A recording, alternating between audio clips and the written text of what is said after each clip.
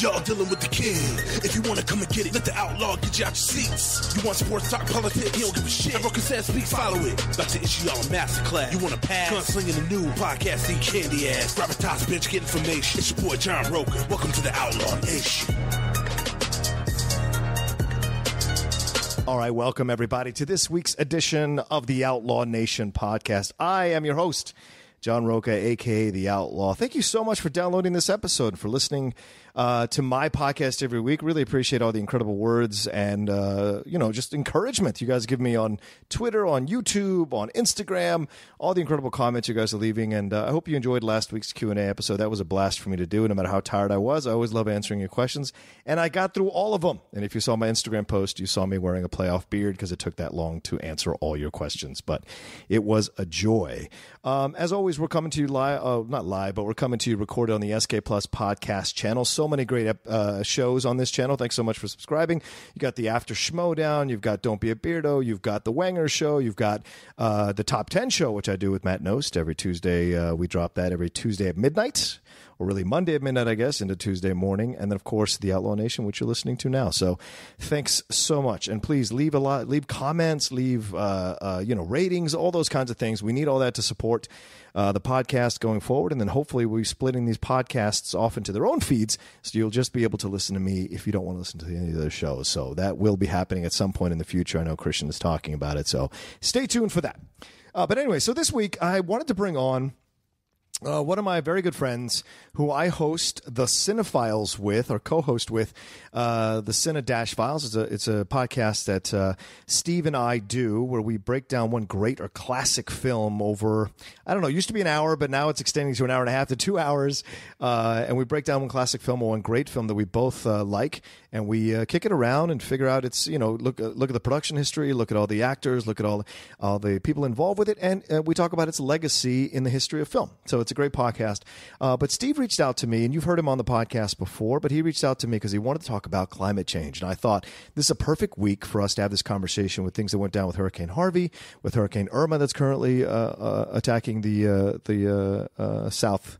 What would you say? The South in Miami, around that area of Florida, all that around there. So, I thought, this is interesting. I haven't had this kind of a conversation on the Outlaw Nation podcast. And hey, one of the things about the Outlaw Nation podcast is we do things that you don't expect. That's part of being an outlaw. So I wanted to bring him on. So ladies and gentlemen, please welcome Steve Morris to the Outlaw Nation podcast. Thank you very much for having me back. It was great last time, and I'm really glad to, because I got stuff I want to get off my chest to discuss. You did. And there's more stuff you want to get off your chest here now, right? Oh, yeah. Yeah. So tell everybody a little bit about your background, like you do on the show, or like whatever you want to tell them about your background, so that, they have a little bit of knowledge of you before in case they have never listened to the Cinephiles. Well, when we do the Cinephiles, we really talk about that I'm a filmmaker and that I teach directing, and that I really, I don't know if I call myself a film scholar. I guess at this point I kind of need to. Well, I think we both, absolutely. I mean, but I also, I have a degree in political science, and I've worked in documentaries, and particularly nature documentaries.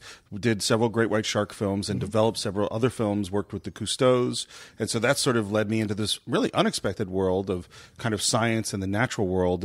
And that is, I just have a real love and interest in science as well as in politics. And that leads me, we have absolutely terrifying things going on in the world right now. Yeah. We have two unbelievably destructive hurricanes in a row, and then another one with Jose on its way. Yeah. And this is in, the centuries that we've really been keeping track of things.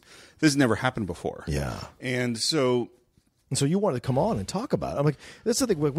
You have a lot of interest in a lot of areas. You read a lot of things. You're a very intelligent guy who explores things to the ultimate ends, right? Like you're very. In my experience, I don't know where the ultimate ends are, but I explore them a lot. I get the ultimate ends is the end of the world. Yeah, so I get a little crazy obsessive sometimes about certain topics. Yeah, and I appreciate that because I learned so much from having conversations with you about this kind of stuff. Because I think I'm a reasonably intelligent guy. More than reasonably. Well, thank you. Very intelligent. And then I have this conversation with you, and I go, Jesus, there's so much more I still don't know.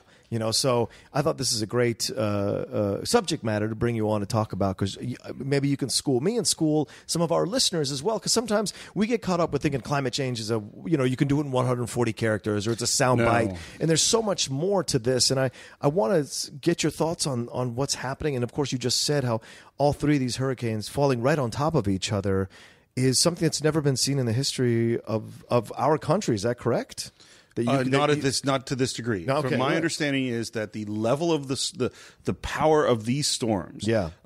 Like I saw a statistic in terms of Harvey that if you took the amount of water that fell on the Houston area in Harvey and you moved it to, I think, Rhode Island, that it would be the height of the Empire State Building. Wow. That's how much water fell. Wow. Now, I don't want to go 100%. I'm 100% sure but that is a statistic I've seen. It's a tremendously powerful storm. Right. And because of the way our civilization has grown, for instance, both Houston and Florida have had tremendous population growth. And because of the tremendous population growth, these storms are much, much more destructive because there's just more people. Right. And also because the elements of the natural world, like wetlands and basically dirt, there's a lot less of it. And that's kind of what would absorb these huge flood surges, and those are going away. Yeah. So even not talking about climate change, these are extremely, extremely destructive events. And that's kind of what I wanted to I wanted to look at this in a slightly different way. Sure. Because what tends to happen on this debate is you have a bunch of people on the left saying, panic, this is real, we have to do something immediately, this is terrifying, and largely all the scientists, or the vast majority of scientists, would agree with that. And then you have other people who disagree, who say, I'm not quite sure, the jury's still out, there's different evidence, and that's kind of where the conversation ends. Right. And we haven't really gotten anywhere. And so what I would like to do is, instead of talking about it in terms of the science, is talk about it in terms of risk assessment. Yeah.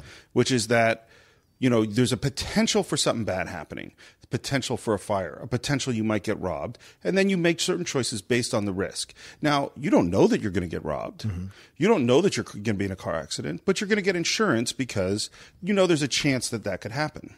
Like for instance, after September 11th, we went, oh my God, this is a horrible tragedy. And it's strange that we're recording this actually on the anniversary of September. Oh, we are. 11th. Yes, absolutely. Yeah. So it's a good time to talk about this. And we immediately put security measures in place to say this should never happen again. Right. And we made certain choices in terms of politics, in terms of international relations, in order to protect ourselves from these horrible eventualities. Yeah. And the reality is that an attack like September 11th, while terrible, isn't really the nightmare scenario. The nightmare scenario is like a dirty bomb, or biological or chemical weapons, where instead of having 3,000 deaths, we would have hundreds of thousands of deaths.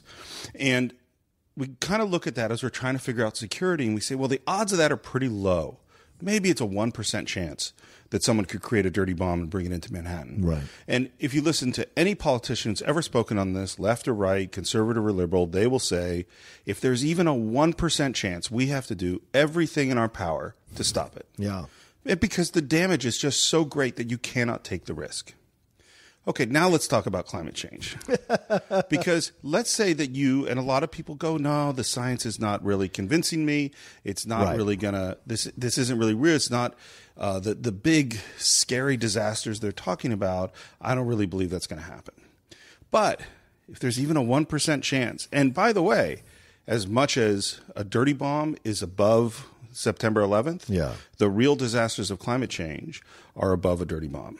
Because instead of talking about hundreds of thousands of deaths, we're talking about millions of deaths. Yeah. We're talking about thousands of miles of coastline disappearing. We're talking about changes to the climate so severe that the agricultural system gets messed up, that tropical diseases suddenly are happening in the center of the United States, and that giant storms like the ones we've just experienced are going to get worse and worse and worse, and that's millions of lives and billions or trillions of dollars in damage. And so even if you go, I don't really think that's likely, you still got to work to solve the problem. Yeah. Well, and this is what I feel perplexed by in this situation, because the pushback comes from the right. The pushback comes from that area. And I want to try to understand, right? This is what I've talked about on numerous episodes of the Outlaw Nation podcast. I'm not trying to vilify one side or the other, but I'm trying to look at it logically. My logic, right? My approach to this kind of thing. And it's like, well, and there's I reposted this great meme as like, what do you lose by taking these measures that will create or ensure a safer earth, a safer world? Why is the influence of business, the effect it could have on, these regulations, the stuff that Trump is now starting to take away systematically, these regulations against corporations. I get that corporations need to make money because that employs people and it keeps them with their livelihoods. But there are other ways around this thing, and they keep throwing up these fallacies like, nuclear or solar power is not proven, or, fossil fuels, all these kinds of things are thrown out there as kind of diversions or fog to get people to hold on to this, because they feel if they give in to this idea of climate change, then they're letting the left win, or they're letting the liberals win. And I think this is beyond political affiliations. This is about the world. What does it matter if you win if what you win ends up destroying the world? What is the point? And Steve and I, we just discussed Dr. Strangelove. It's the same thing almost to a degree. It's like, what's the point of creating a doomsday machine if you're trying to protect yourself by destroying the entire world? I get the idea of protecting yourself. I don't get the idea of scorching the entire earth in an effort to protect yourself. And I don't understand the pushback from the other side about this and how they hold on to 2 or 3 scientists when in no other situation would they be like, well, 2 or 3 dentists think that you should eat candy all the fucking time. Like, no, logically, where are these dentists? Yeah, exactly. Maybe I should visit them. Yeah, those 4 out of 5 dentists. Who's that 5th dentist? Who is that 5th guy? Yeah, exactly. Those kinds of things are the things that unnerve me, because I'm just like, no, it doesn't make any sense. Like, that if 97 times out of 100 times you walk out of your house, you get hit with a bucket of shit, you don't want to walk out of your house the 98th, the 99th, the 100th time. You don't go, or you don't say to yourself when you walk out the 98th, the 99th, and the 100th time that it doesn't happen to you, oh, it's safe now. Like, that's the thing. And so to me, it's just frustrating in that way, because I'm like, this is something we should all be unified about, and we should all be unified about handling going forward. We shouldn't be just hanging on to 1 or 2 scientists that are somehow against the entire, for lack of a better term, tsunami of other scientists that agree there is climate change happening. Well, I feel like you've asked a lot of questions. Yeah, I'm sorry. I went on a bit of a tirade there. And no, but I want to do my best to answer some of them, because they're hard questions. Yeah. But I think they're really important to address. And the first thing that occurs to me as you were tirading, yes, is that a verb? Yeah, it'll be for now. Yeah, is that humans are inherently conservative. Yes. And I mean that in the classic sense of the word, which is conservative as in holding on to the way things are and resistant to change. Yeah. And that once we see the world a certain way, it's very, very difficult for humans to see it in another way. In fact, usually the generation just has to die off before the next generation can kind of go. And you see this in terms of race. You see this in terms of whenever you're locked into a worldview, it's tough to change. Right. And whenever you walked into a habit, which is, let's say, driving your car or eating certain kind of food or living your life a certain way, anyone that comes along and says, don't do that, our natural response is to say, fuck you. Yeah. Without even knowing it. Now, you say that if you get hit with shit every day when you walk out of the house, and I'll tell you something I was thinking about, and it really relates to this conversation, is sewers. Is that, like, the basic rule of humans going back hundreds of thousands of years is, even before we had writing or civilization at all, is you don't shit where you eat. Right. That is a basic rule. And so if you go back to some early cave-dwelling civilization, they knew enough that when they went to the bathroom, they didn't go upstream of their cave. They went downstream of their cave. Yeah. Because otherwise, people were drinking their own shit.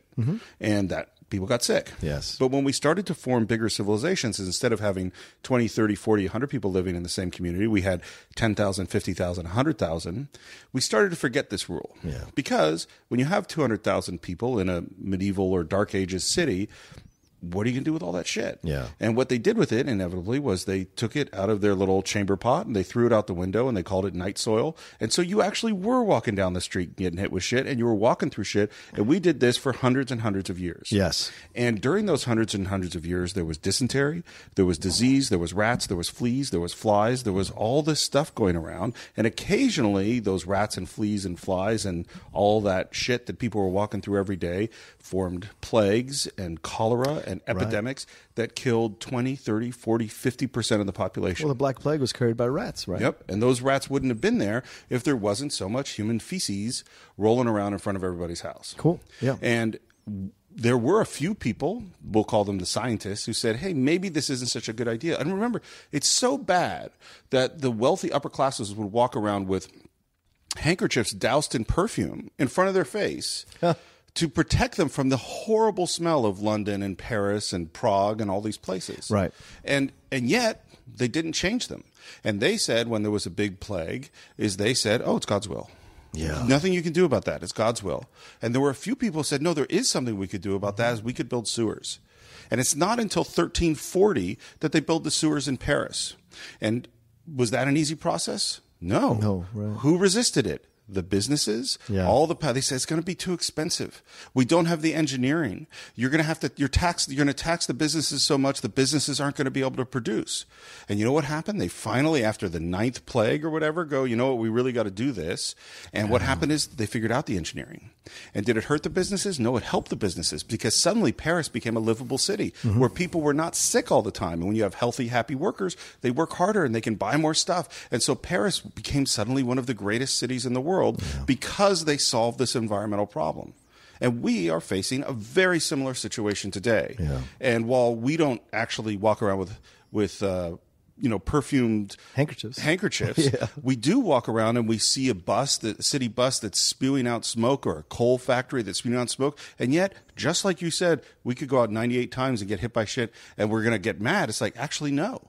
We look at that smoke, we're in that exhausted every single day because we're used to it. Yeah. Because that is the way life is. Even though I can't think of anybody reasonable, conservative, liberal, whatever, who would be looking at a big bunch of smoke coming out of a coal factory and say, that's probably really good to breathe. Right. It's not. Yeah. Obviously, it's not. Yeah, and this is what I get stuck on, because it all makes so much sense to me that I don't understand how it doesn't make sense to other people, right? This doesn't seem like a debatable situation, yet it is. And so I want to take a step back, Steve. Can we go backwards to this point? Can you explain climate change as you understand it in as simple form as possible for people who maybe are listening now, who maybe just have heard it or understand it, but only understand maybe the rudimentary aspects of it? Can you explain climate change to your knowledge of it? Do you mean what we would call climate change, or what today they're more calling human-made or human-made created climate change? Okay, yes. because the first thing, and this is where conservative viewpoints have really pushed the idea that climate changes continually over the course of the Earth's history. And that's true. We have ice ages. There are times where it's warmer and times where it's cooler. Sure. What's changed, and this is something, is that the amount of carbon that we put into the atmosphere has gone up, 10, 20, 50,000 times since the Industrial Revolution. And this is really, really, really well documented. And basically, you can think of it like a big, a lid on the Earth. So if you were out in a tent in the woods on a nice cool day, and then you wrap that tent in saran wrap, slowly but surely it would start to get pretty warm in that tent. Yes. Because the air is not circulating, it's not going out. Right. And is that a really scientifically accurate analogy? No. Right. But the basic idea is true, is that the pollutions, particularly carbon and methane would be the other one, that we're sticking up into the atmosphere, is essentially keeping a lid on the Earth, and heat that is coming in from the sun is not going back out. Yeah. And we're talking about real small numbers, but real small numbers make a big difference. 2, 3, 4 degrees changes the entire nature of the way the Earth works. Yeah. And what's scary is that there's certain kind of cataclysmic moments, and one is the melting of the Arctic and the Antarctic. Right. There is now, for the first time in history, a cargo ship going through the Arctic Ocean with no icebreaker, because that was never possible before. Right. And now it is, because there's less ice. Yeah. And what ice did was reflect the heat back up out into the atmosphere. Mm-hmm. Ice goes away, it's not reflecting that heat. And so it's not just that the ice is melted, it's that now the climate change is going to happen faster. Right. And that's really scary. And these are all, do scientists get things wrong? Sure. Yeah. But what you can look at is that predictions will be increasingly accurate over time. That's how good science works. Is that, like maybe we said we're going to shoot this cannon, and this is 300 years ago, and we think it's going to land within 300 yards of our target, because the cannon wasn't very accurate. Right. And then they created a rifle cannon in, around after the Napoleonic era. And now they could go, we're going to hit that within 50 yards. And then you get to the cannon, the artillery, a howitzer or something, or you get to modern artillery and they go, we can hit that thing within 5 yards. And now you get to today with smart bombs and things like that. So we can hit that thing on the button. And that is how science improves over time through experimentation. Their predictions get more accurate. And that is what we've seen with climate change. Not all climate change predictions have been on the money, right, but they're getting increasingly accurate as we get more data. Well, and this is what's frustrating, too, because this idea of, okay, so they messed up a couple times, therefore it's flawed, therefore we shouldn't listen. And that drives me insane, because if I'm right 90% of the time, I don't feel that if I'm wrong 10% of the time, I've lost my credibility. And this is what some of these climate change deniers hold on to, or climate change people, they seem to fudge the numbers or switch the facts around, or like go, back in the Industrial Revolution, blah, blah, blah. All these kinds of things that go back to kind of obscure what's actually happening. And I wonder if it's driven from a place of fear, it's driven from a place of ignorance, or it's driven from a place of really just overwhelmed by the entire systemic changes that will need to happen across all industries in order to make these changes in a positive way to affect or turn the man-made climate change around. And the thing is, some scientists say there's no turning back now, that we've crossed this line where there's, no matter what we do, there's no real way back to to saving the planet in the long run, that we've actually sacrificed years of life of this planet already by the decision we made. Not necessarily like immediately, but certainly in the future generations to come. Do you think this is that kind of thing where it's like we're pushing it to the next generation, I won't be around when the polar caps melt. I won't be around when you are around. Sinking. They're melting right now. Yeah, exactly. So you are around for that. But people are saying these things, sometimes in a defensive way about it. What is your let's again point of view? There's a bit of tirade. I'm going to try to hit all of the points that you brought up. And I'm going to save the first thing you said for last. Okay, sounds good. Because the first thing you said is basically about the anti-science, anti-intellectualism, and that's a big topic. Yes. That makes me very angry. So we're going to save that for a second. Sounds good. Is that, again, you said we are essentially conservative, and to some degree, what that has meant throughout history is that the shit has to be up to our neck before we're going to do something. Right. It takes us a long time, and then there's going to be a big disaster that's happening, and then people are going to look around and go, oh, I guess we better do something. And largely throughout history, humans will get together and solve the problem. When humans work together, it's amazing. Uh-huh. I mean, the things we call, whether it's putting a man on the moon, whether it's the Transcontinental Railroad, whether it's wiping out polio, like when we decide to do a thing, we're amazing at doing it. Yeah. But we usually wait just about too long. And the next thing you brought is this too long? Because that's an argument you'll see quite a bit was, oh, it's too late. Yeah. Oh, it's too late is a terrible argument. I mean, it's like, look, I have a weight problem, right? I have high cholesterol. I was diagnosed with high cholesterol when I was 20. Okay. And so one could say, well, it's too late for Steve. He might as well just eat cheeseburgers and lay around all day because there's nothing to do for him. Is that a good piece of advice? No. Of course it's not too late. Right. Does it mean would it have been better if we had gotten on this 20 years ago? Yes, it would have. Sure. Does that mean don't do anything now? That is a stupid argument. Right. And I don't like, it's like I want to have a good discussion, but that's one where I just go, look, if this is a real problem, then get up and let's do something about it. Yeah. Don't go, this is such a terrible problem that we can't do anything, so let's do nothing. Right. And that doesn't sound American to me. Absolutely not, right? You know what I mean? In the shows we've done recently, dude, we did The Right Stuff, and that was all about pioneering space and pushing past these ideas of what can and can't be done, exploring, pushing out and taking experiments and watching rockets, blow up and fall apart until we got it right. The right stuff. The right stuff. Exactly. So this whole idea of that it's too late, we should just let it happen. It drives me insane. It's the procrastination attitude. It's the same thing that happens in this country at times. Like on tax day, look at all the lines that are outside the why did you wait until April 15th to do it? Why? Right. And this is the whole thing is like, get on it. Like, get on this thing. Let's get together. But we need leaders who will push the boundaries and push us forward. And unfortunately, there is a party that is invested in not making any climate change impossible. And this is what's frustrating to me, because I don't understand the idea of the short-term gratification and sacrificing the long-term health of this planet.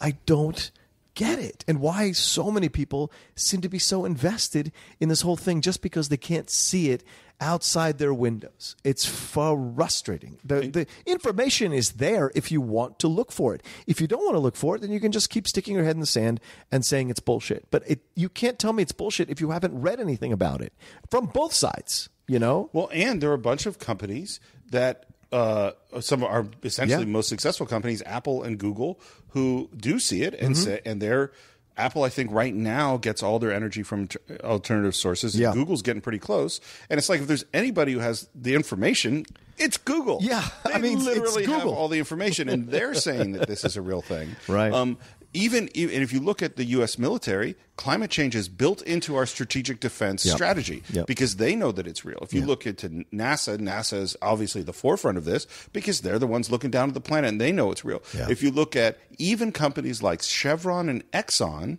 say that climate change is real, it's man-made. And so it is happening. We are figuring it out. Yeah. But we don't like to change. Yeah. You know, we don't like to do things differently. And I think, too, this idea of, businesses are very frightened for a lot of different reasons.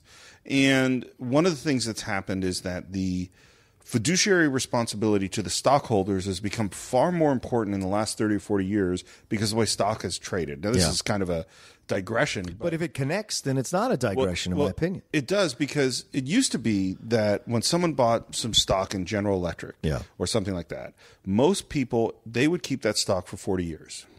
And so what they wanted out of General Electric was slow growth and maybe a dividend. Yeah. They didn't expect to see their stock go up 5 times in 6 months.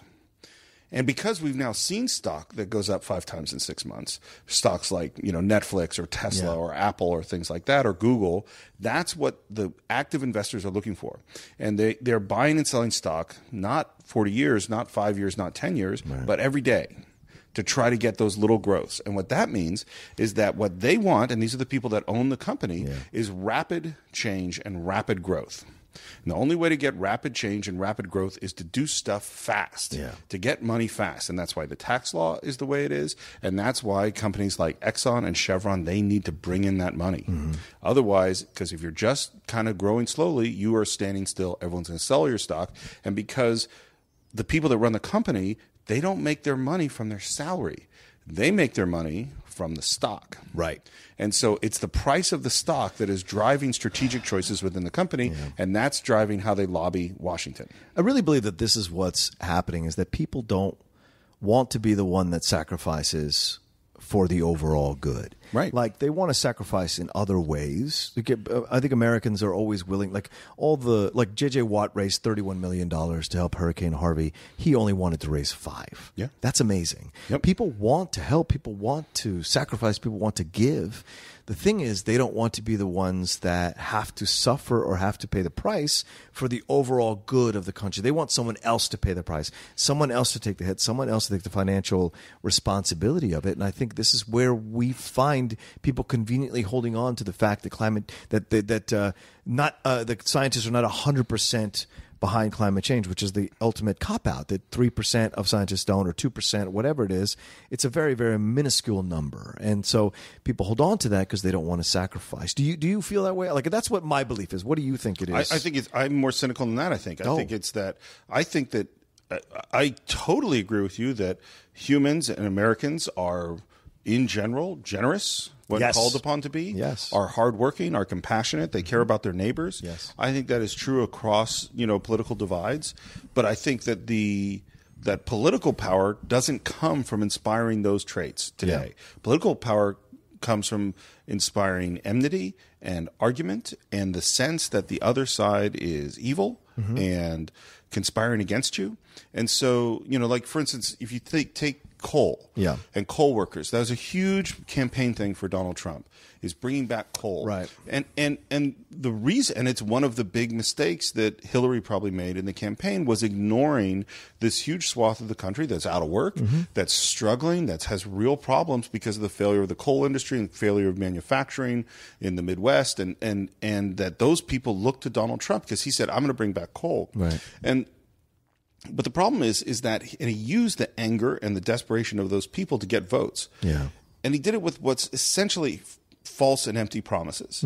And part of why they're false and empty promises is, first of all, coal is getting killed by natural gas. So even if we don't care about climate change and we just love fossil fuels, is that because of fracking and new ways that we're going after natural gas, the price of natural gas has dropped down to nothing, which means that in a choice between using natural gas to generate power and using coal, everyone chooses natural gas. And even if you put all this money back into coal, it's still not going to beat natural gas. Right. And the second reason is that most of the loss of labor for coal has come through automation, not through the shutting down of coal plants. And so if they reopen more mines, what's going to happen is they're only going to bring back 10% of the workforce of that mine because the rest of it's handled by machines. Yeah. And so you created all this anger to bring back coal, but you can't deliver on it because both economically and technologically, those jobs aren't going to exist anymore. And so you use the anger, and that got you elected. Yeah. And that's why it was there. Instead of going, what could we do? Fastest growing energy industry right now is solar. Solar, right? Yeah. Solar power. So you could have said, hey, let's bring solar plants to West Virginia. Right.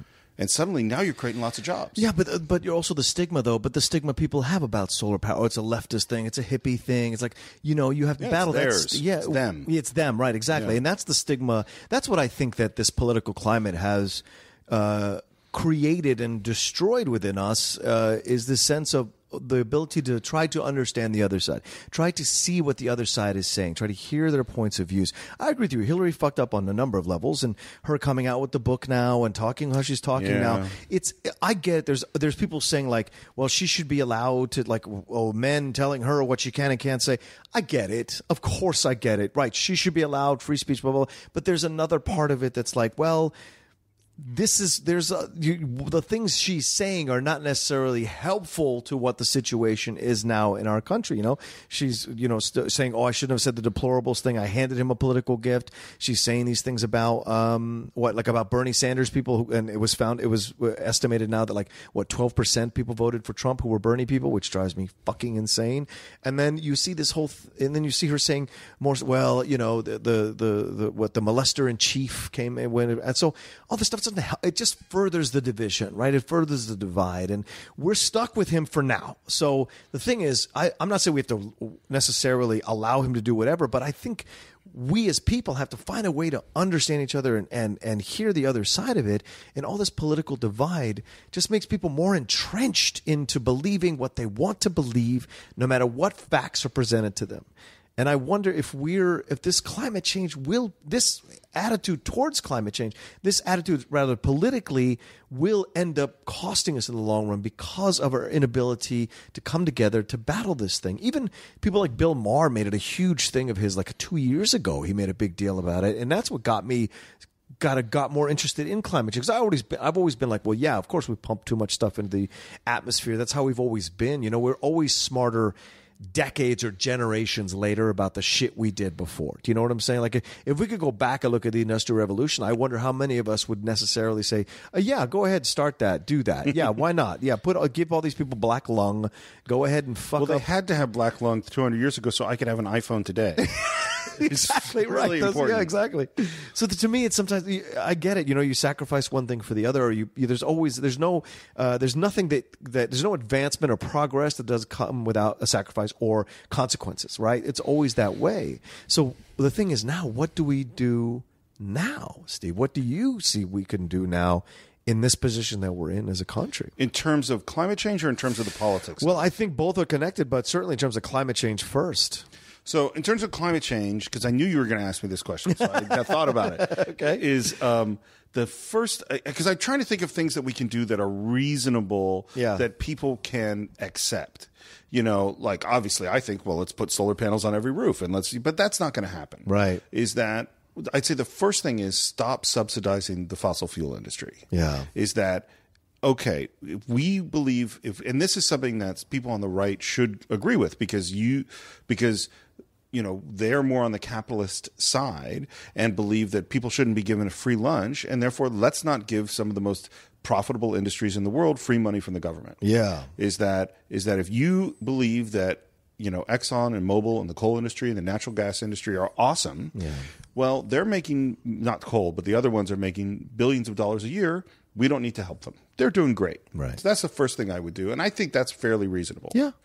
The second thing I would do is, and this is a huge one, and this is hard to do, and this is something that Donald Trump has talked about doing, and I would support Mr. Trump. Shocking for me to say, which is our electrical grid is 100-year-old technology, Right. and it is extremely wasteful and inefficient, and it doesn't respond well to the clean energy like solar and wind, because solar and wind, when the sun's up, the solar's working. When the wind's blowing, the wind's working, but it doesn't work all the time, which is different from how fossil fuel energy works. And so the grid doesn't handle that stuff well. It doesn't distribute energy well. We need a grid that is more diverse, that has more redundancy, that doesn't have these failure points, and we need to update all of it. Yeah. And that's a way that we can save lots and lots of energy. Okay. It would be nice if we could convince people, and in people I mean people like you and me, to eat a couple less meals of meat a week. Oh, okay. That would make a huge difference. I know that's a tough one. Tough one for me too. Yeah, well, I can't talk about sacrifice if I'm not willing to sacrifice myself. But that makes a big difference because one of the biggest greenhouse gases is methane coming from industrial agriculture. Yeah. So if you go, okay, 2 less burgers a week, that actually makes a difference. Well, does grain, the fact that what does like the naturally fed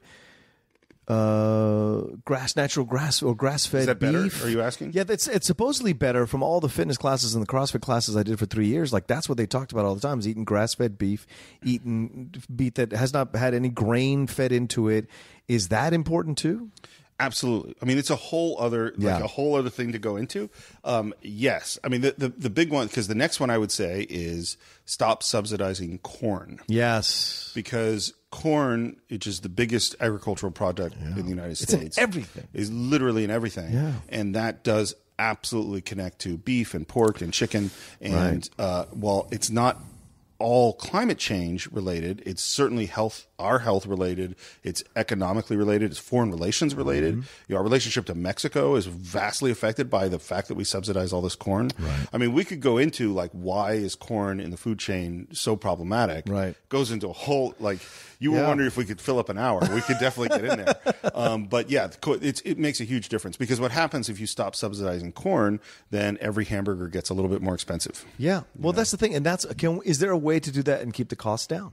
How do we do that? Like, there's some things that I think the government should step in and interfere with and kind of regulate. I think that's what we can do best at certain times as a government. Yeah, there's red tape. Yeah, the bureaucracy, all that shit. Sure, we all go through with it.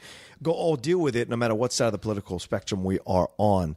But I do think there are some things the government can step in and be like, no, don't raise your prices here. No, don't do that. Yes, it means you can't vacation in Ibiza for 1 fucking year, but it's time. And I think this is important. And people may get mad at me for saying this, but I do think governments have a right to go into these corporations, check their books, see if these executives are padding their fucking salaries because they're not willing to sacrifice. Well, there's no question they have a right to do that. That's built into the FCC. Well, see, and I think they should go in there in certain corporations and be like, okay, we're going to keep the costs down on all this food so that we can, in the long run, do this. But this is what I'm saying, Steve. The problem seems so big, and there's so many changes that need to happen.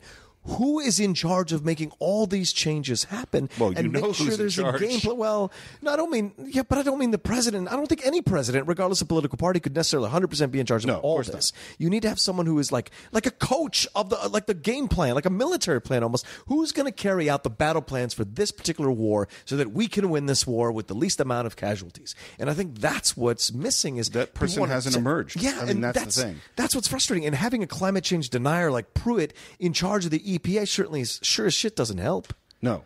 Well, that's so that again, I'm going to push that conversation downstream a little bit because I want to respond because that's still on the anti-intellectualism. Maybe we got to get to that. Oh, are we running out of time? No. We got to get to that at some point. Okay, we'll get to it. Yes. Because I want to respond to something else Sure, you said, sure. which is keeping the price of food down. Yes. Which is, in terms of beef, in terms of meat, we shouldn't. Oh. Is that it should be more expensive. So that makes people have to sacrifice, or it makes people not get it. Not get it as much. Well, one of the interesting things, because this is why everything is interconnected. Peanut butter, like then. when you get into corn, you get into beef, you also get into obesity. Yes. Is that and why is this outbreak of obesity today? And corn is one of the big factors in it. Of course. And there's one of the specific reasons, which is that in the last 40 years is the first time in human history where it was become cheaper to have someone else make your dinner than for you to make it yourself. Yeah. Is that is a crazy reversal in how things have always been. It used to be that only the wealthiest of people could pay someone else to make food for them. Yeah. If you talk to, I grew up going out to dinner every once in a while. Sure. I talked to my parents and they went out to dinner much less often. Yeah. And in generation before that, only super rich people went out to dinner. Right. And so if you were poor, you would go and get some potatoes and you would cook them yourself. And they were very cheap, and that was the cheapest way to eat. Today, to go to the grocery store and get some food and spend a half an hour cooking it, you end up spending more money than you would spend going to McDonald's. Yes. The cheapest way to eat is to go to McDonald's. It is also unbelievably unhealthy for you for a whole bunch of reasons. Yeah. And so... And one of the reasons that McDonald's is so cheap is because we subsidize corn, which is in every single thing at McDonald's. Yeah. You take that subsidy away, everything goes up 15 or 20%. Maybe we make making your own food a little more attractive. Well, yeah, and I think this is important because if you look at it, even the price of McDonald's is going up now. Like it's gone up almost $1.50 per meal. Wow. And I know that as an avid fast food eater, when I get the mood, I used to cook more than I do now because everything that I do, I'm constantly on the road. I'm constantly busy. You're working like crazy, yeah. Yeah, and I never take food with me. I'm not built to do that. Like, I envy the people that can cook their food on a Sunday night for the entire week, right? And just put everything in these Tupperware bowls and then just heat it up wherever they're going.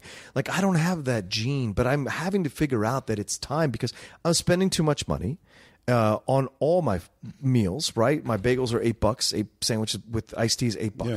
My lunch now is $10, where it was $5 or $6 at Universal Studios. My lunch now can be anywhere from $10 to $20 at where I work now at Collider. And then if you add dinner when I come home, if I'm not making it or putting it on the George Foreman grill, which is what I do, then I could be paying up to $30 to $40 a day for my food. And it's bad for you. And it's bad for me. And if I put that out to $5, that's almost $200 a week that I'm spending on food, and that is madness. Well, and this is people go, why is there an obesity problem? Yeah. And it's because I'm not obese. No, not saying that at all. No. I am. I'm obese according to the horrible BMI. We won't the BMI. That. Fuck that shit. Obama shit that really pissed me off when my doctor told me that. No, I was at the skinniest I was. At one point, I had lost 80 pounds. Yeah. I was obese. According to that scale, right? Yeah, the BMI, just forget it. It's bullshit because it doesn't factor in body shape or body type. No, I'm an extremely muscular person. You are. You're a strong guy. Yeah, I will always be. I just want to not be morbidly obese. I would like to get back to obese. You're not morbidly obese. No, I am. No. Oh, yeah. Morbidly obese is like Chef Paul Prudhomme. That motherfucker was morbidly obese. According to the BMI. Oh, well, fuck the BMI. Anyway, yeah. So, but getting back to this food thing is the way our lifestyle works is it used to be you had mom at home. Yes. And dad and mom spent 3-4 hours a day preparing the food for the family. Yes, you did. Now you have both parents working. You have kids who are scheduled to the nines. Right. Nobody has time to eat. Nobody has time to cook food. Cooking food takes a lot of time. I love to cook, as you know. But it means I got to put 30 minutes away. And even if you're not eating fast food, if you go to Trader Joe's is cheaper than eating out. Right. However, there are so many chemicals and ingredients in these microwavable, easy food to make that you're like, well, this is supposed to be a healthy store, Trader Joe's, and I'm buying this pasta farfalle with spinach and cheese, and it is like it's got ingredients that are longer than my arm. It's a mile long, and I go, this can't be healthy. You know what I'm saying? Well, and the hard part is, again, this brings us right back to the environment. We don't know. Yeah, there are about 300,000 chemicals that exist now that did not exist in the natural world. That's true. And it's not. And we might test that. Oh, we've tested this chemical on mice. We've tested it on humans. We know that's okay. But what we haven't tested is that interaction with the other 350,000 chemicals in every different possible circumstance, because we can't know. It's too complicated. And what we find is that, like for instance, there's flame retardants in everything that's in this room right now, because we're scared of our house breaking down. And what we don't look at is what's the effect of living, sleeping, eating off, being around flame retardants 24/7 all day. Damn, that's a very good point. And one of the effects, it seems, is low sperm count. Is that what? Yep. And there's a lot of men who suddenly find out, man, why can't I have kids? Right. This is something that didn't really happen so much. Wow. I mean, the other reason is that people are having kids later. Yes. But it's, and this is where I hope that we can, it's not that I'm a hippie who wants to take away everybody's fast food or anything like that, but I hope we can have a conversation about it. Yeah. And this goes to something you said earlier, which is what I'm always of two minds. One is, I believe if I sit down with anybody, whatever their political point of view, we can have a reasonable conversation and learn from each other. Sure. And I'm going to work really hard to listen from them. And almost inevitably, when I have done it, I have learned stuff. Yeah. And that I hope that they can sit down and listen to me, and we can find out that we're not as far apart as we thought. That's one half. Okay. And the other half is I've had conversations more often online where I go, oh, there's nothing I can do here. Yeah. And all I can do is slowly back away from the conversation and try to leave with dignity, and then decide maybe I can't ever talk to that person again. Yeah, online is the worst place to have a conversation. It's terrible for the most part. Yeah. And I think I'm being reasonable. No, but you're arguing in a public forum. Right. A public forum. Right. When you argue in a public forum, people are less inclined to concede points or to say, "Oh, I see where you're coming from," or "I get it." They're more inclined to defend themselves in a defensive posture because they feel they're doing it in an arena.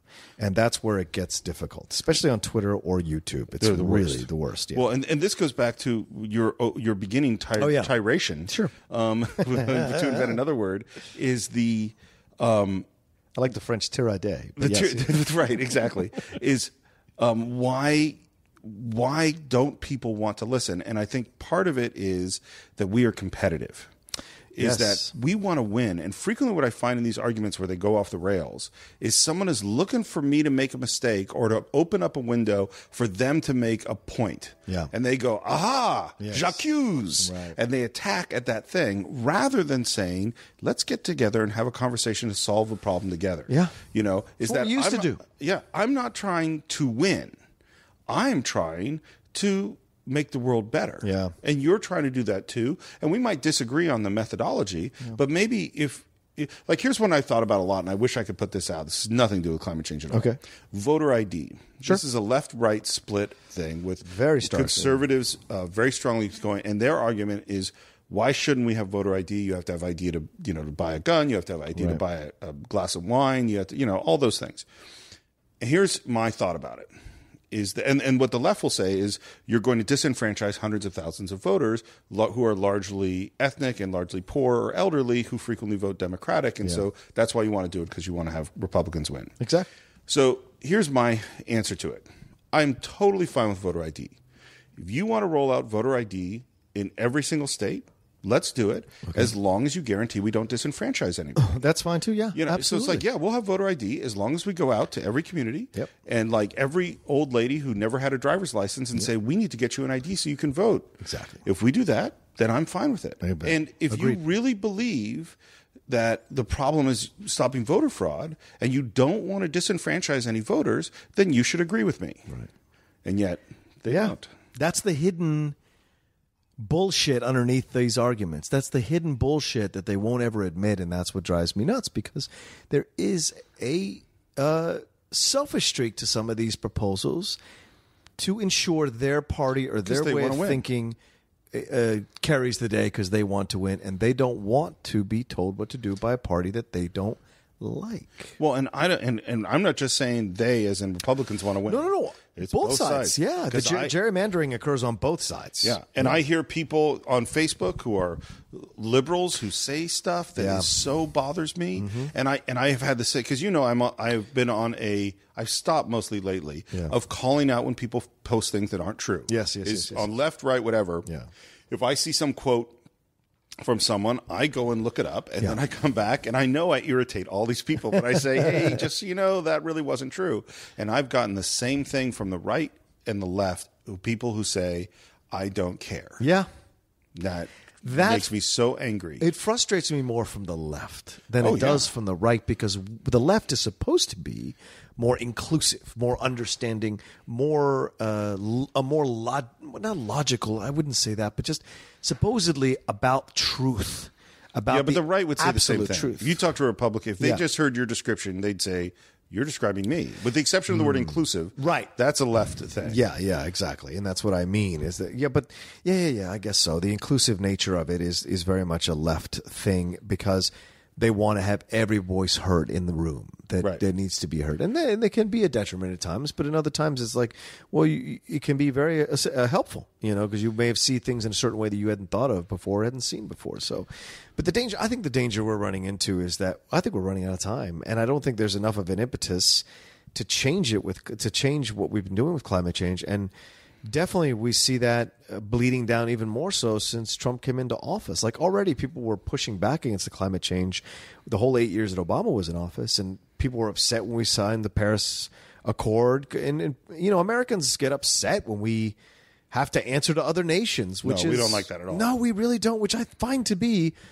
an arrogant position to take, because who are we to judge their nation? Who are we to we've got an incredibly terrible history of within our own nation. So why that's the thing that I always get stuck with. And I'm not saying that I necessarily want to answer to France or Germany or England, but certainly there should be a system of checks and balances for our entire global community, because our economy is now more global than it ever has been. Even and working in this business now with film, even more so. It's very clear that our economy is global. What the movie studios look to now is more of a global piece of pie, of the financial pie. So there's more going on here. And the people who want to stay provincial, who want to stay isolationist, you're living in the past. That day is over. And you're only living in a fantasy that you're creating that will go back to a time when we're isolationist.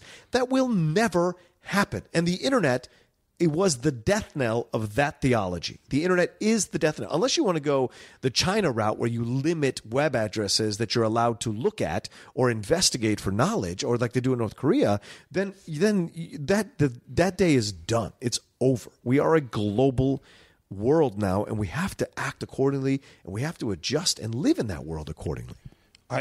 I agree 100%, and I think it goes back to this thing of humans being essentially conservative, and it also goes to, so there's a really good book called The Righteous Mind, but I don't remember the name of the author, and he's what he calls a moral psychiatrist, and he does these huge surveys and a lot of serious scientific research trying to figure out why the left and the right can't talk to each other. Yeah. And what he's looking at is what are the things that each person in each group values. And what he discovered is that there's a different spread of values, some shared between left and right, and some that are much less shared, or how we put it. And one of the things the left puts highest, as we just talked about, is inclusiveness. Yes. Is that your opinion and your rights and are just as important as mine. Mm-hmm. And we put other things lower. And some things that the right really values, one of them is personal responsibility, is higher. Yeah. And so if personal responsibility is higher than inclusiveness, then you go, well, I'm not for affirmative action because it should be up to you as an individual. Right. If inclusiveness is higher than personal responsibility, which it is on the left, then you go to affirmative action is important because we need a wide variety of people in the group. Right. So when you talk about the internet and the global world, what you're talking about is, we have to respect all these other people and all these other people that we're interacting with, and we have to experience different points of view, different cultures, so on. Yeah. And the traditional American thing is we're Americans. Yeah. And we are special. Yeah, we are. That American exceptionalism, right? Yeah. And therefore we shouldn't have to listen to France. Yeah. France should have to listen to us. And honestly, we've been so powerful for the last 100 years that we kind of were able to get away with that. Mm-hmm. And that is, and the other thing, things that we don't talk about is that there are advantages with America. We got really lucky. Yes. Is that we don't share borders with any powerful countries and never have. We're not Germany that's next to France, that's next to Russia. Mm-hmm.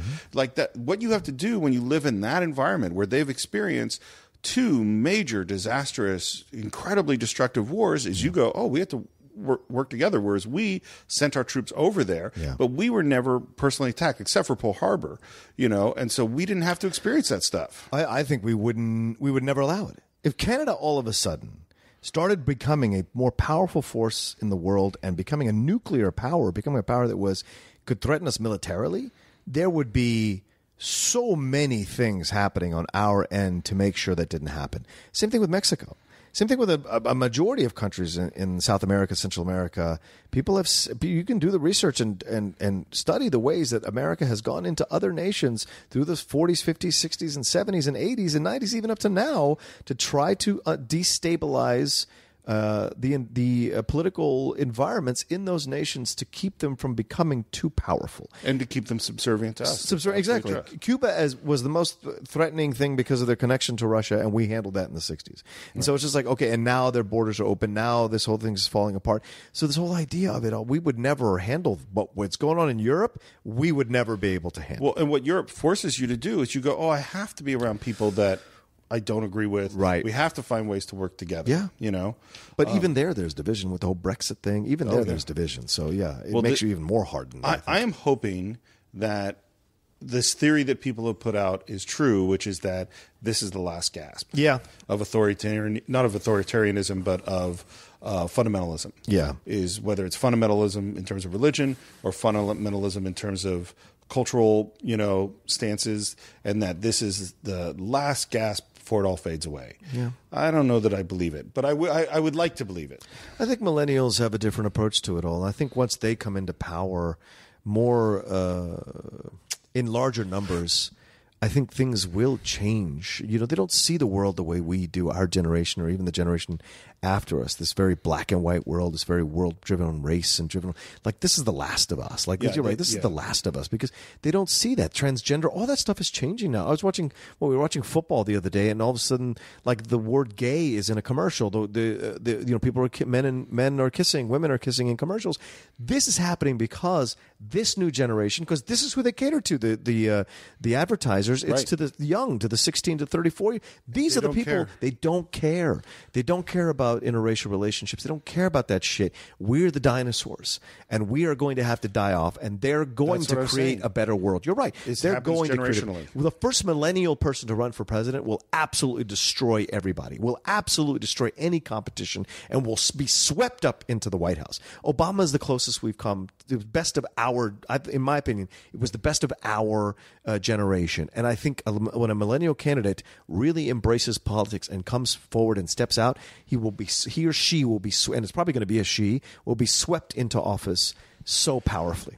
There's a really interesting, huge survey that was done, big research project, and it was in 2008. I think that's when we see climate change, too. Yeah, go ahead. And in 2008, it was during Obama's running for president, and there's also the Proposition 8 vote Prop 8, in California. So it was both on race and it was on gay, lesbian. And what they did was they said, sexual orientation. And what they did was they went, who has a problem with this?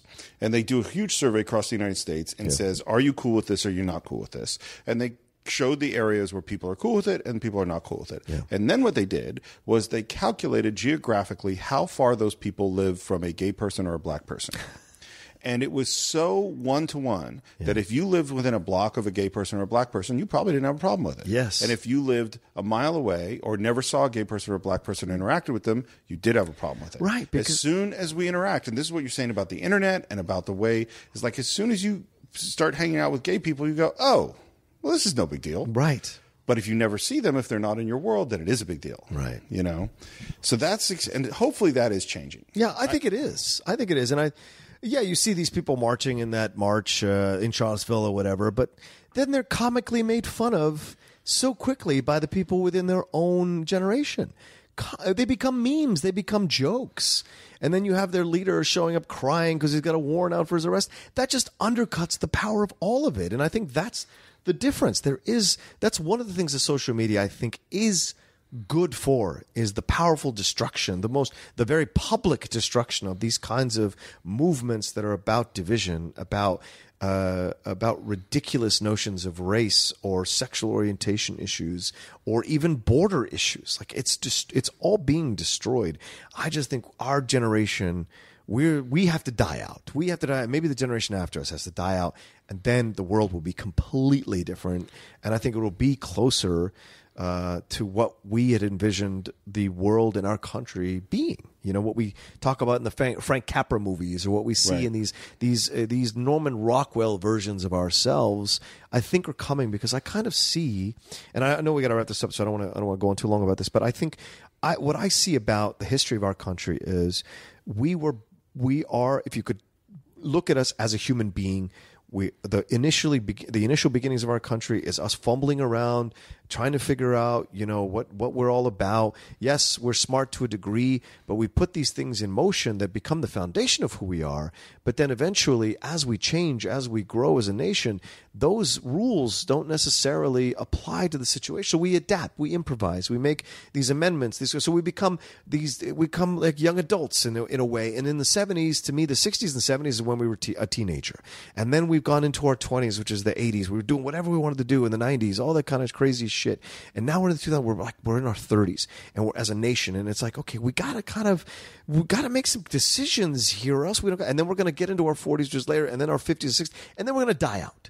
And then the children that we have and we make will be the better angels of our nature, as Lincoln called it. Will be the better versions of ourselves. And I have hope for that, even though at the end of Dr. Strangelove, our episode, I did say that I fear we're moving farther away from the Federation of Planets. I actually had more time to think about it after I said that to you on there, and I said, we are not closer, but the generation behind us is closer, and the generation behind them is even closer. And that's what I hold out hope for. Yeah, I really do. Look how different we are from our parents. Look how different they, and so I just think we're becoming a more inclusive and understanding and respectful society. I think climate change eventually, the actions we need to take with climate change will start being taken by the first millennial president, and will be accepted by the society en masse in better ways than it is now.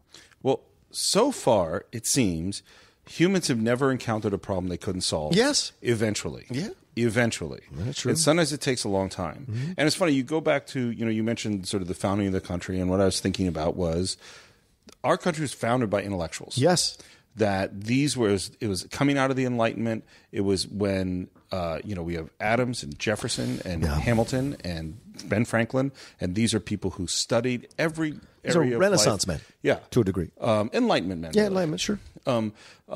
And this brings us to anti-intellectualism. Yeah. Is that we have a country that's founded on ideals where they said they knew the Constitution had to adapt because they were adapting. They were thinking all the time. And we've come to a place where there is a battle between the traditional intellectual, university, professorial, studious group and people that don't like that. Yeah. And it's really, really scary. Because if you can take out the intellectuals, then you're taking out knowledge. And our country is founded on knowledge. Yeah. And what happens is they go, if I can find a flaw with the climate scientist or whoever, then that proves that person is then worthless. Yeah. And if you take this to the ultimate extreme, it's like, let's say you had appendicitis. Mm-hmm. And you go to a doctor, and the doctor says, well, I'm going to have to operate, take your appendix out. And you go, doctors make mistakes. Yeah. They kill people. There's malpractice things.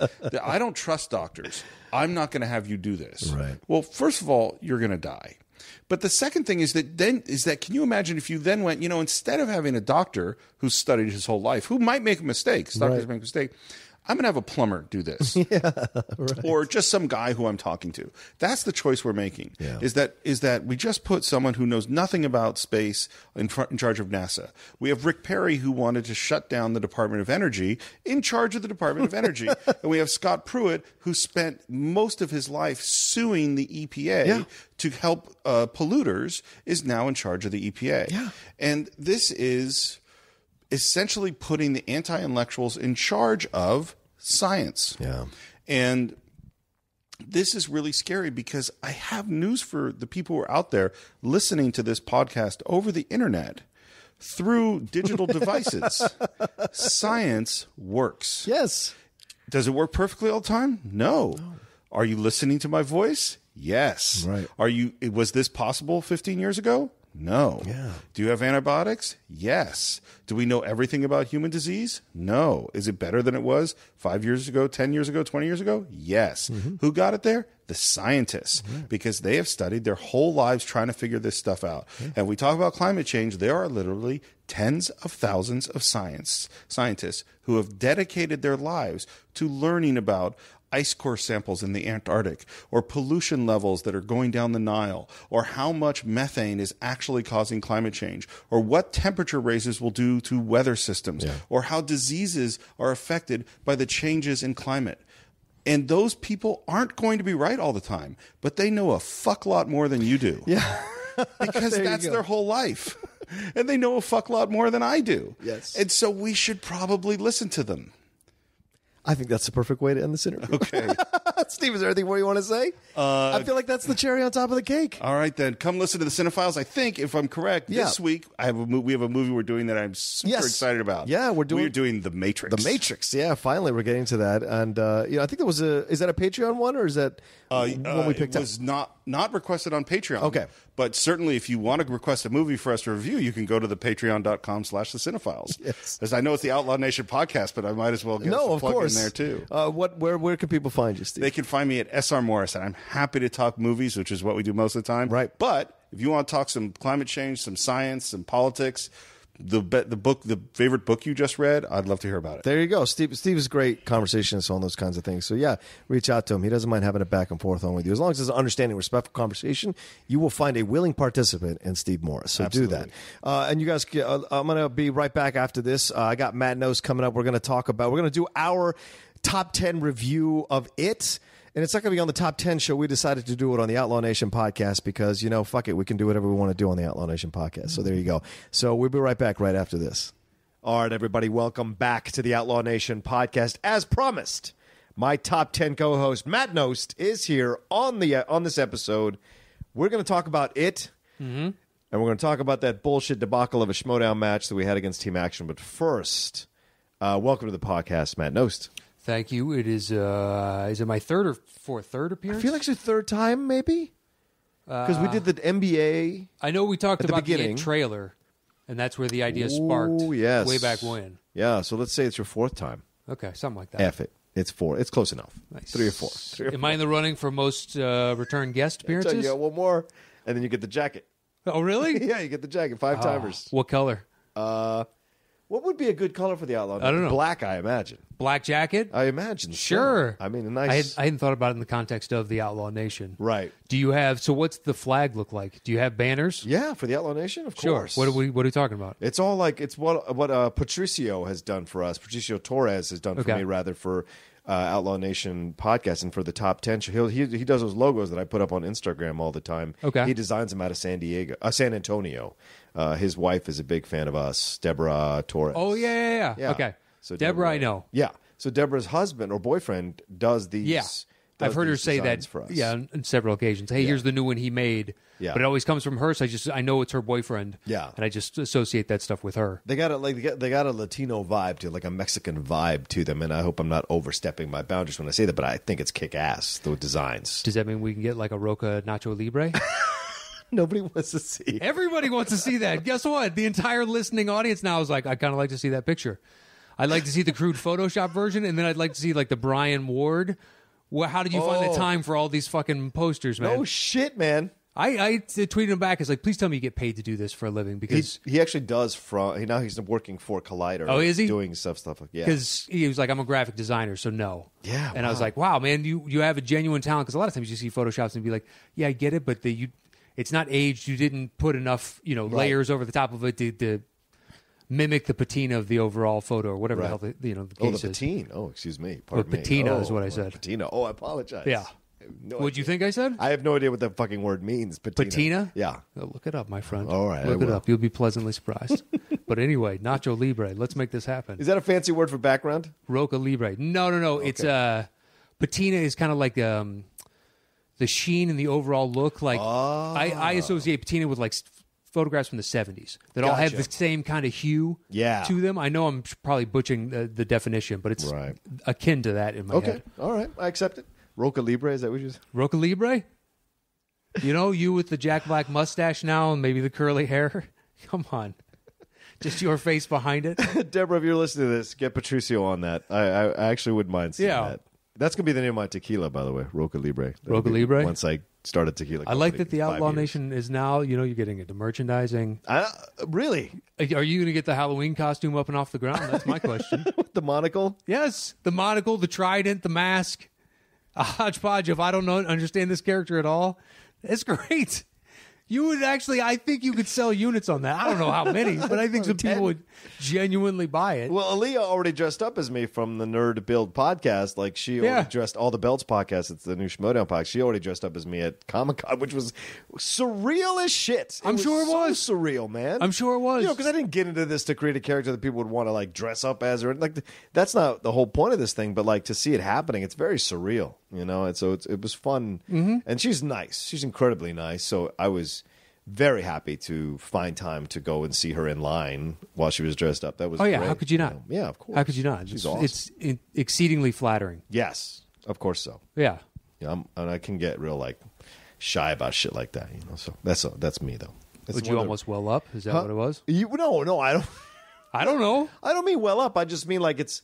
You know, it's just kind of weird, you know, and you know, because I don't like to kiss. I have confidence in myself, and I believe in what I can do, but I don't like to kiss my own ass on a regular basis. You're not going to catch me taking a lot of pictures of myself and posting it all over Twitter or Instagram. It's not my style. That's true. You know, that's not my style. Yeah. But I do appreciate the things that I do, and so when people do things like this, unwarranted, like unmotivated by anything I said or suggested. It's an honor. Unsolicited. Unsolicited, right. It's an honor and a blessing, and I'm always very humbled by it. Although people might not think that is a gear I have, I can be very humbled by things like that, you know. So it's just, you know. I think if I had more of that, maybe I'd have been more successful as an actor if I was, you know, more about seeing less, more narcissistic about those kinds of things, and I'm just not. I wonder about that. I think that could be the case, but I also I know of people that are very successful and they're not like that at all. Yeah, you're right. You're right. So I think it's a matter of circumstance and being seen. Plus, as an actor, I don't know how you move to L.A. Yeah. Because there's 250,000 SAG members all vying for X number of jobs. Mm-hmm. And I don't know, like, how do you get up and perform outside of class to know if you're actually good at this? Yeah. And to play to an audience? Like, it's just a brutal slog. I don't know how anyone does it. Yeah, it's after a while. That's why I moved into this organically, man. I'd hit that kind of wall where I was like, you know what, I'm kind of done. Like I'm not happy being on a set anymore. I'm not happy. Like when I book a job, it's almost more annoying than it is exciting. And once you cross that line, it's really hard to come back because you start to attach sensory memory to those experiences. Yeah, and then it becomes something you don't want to do. You know, so yeah, I've done that with a few things in my life. Yeah, there you go. Yeah. Just this the last 2 years has brought me way more fulfillment than almost anything I did acting wise in the last 15. So that's what's amazing to me. So I know I'm doing the right thing for my life right now. And that's all no one was dressing up as you before. That's right. That's a very good point. In 2 years, you have now created a nation. Yeah, a nation. Good for you. Yeah. Do you have any paperwork before the UN to get actual official recognition? I love how you're interviewing me on my own. I know. Why not? Go ahead. It's fun, but like sometimes we don't just sit down and talk. Right. There's a pressure to get in, and it's your show. No, good point. But at the same time, how often do you actually like?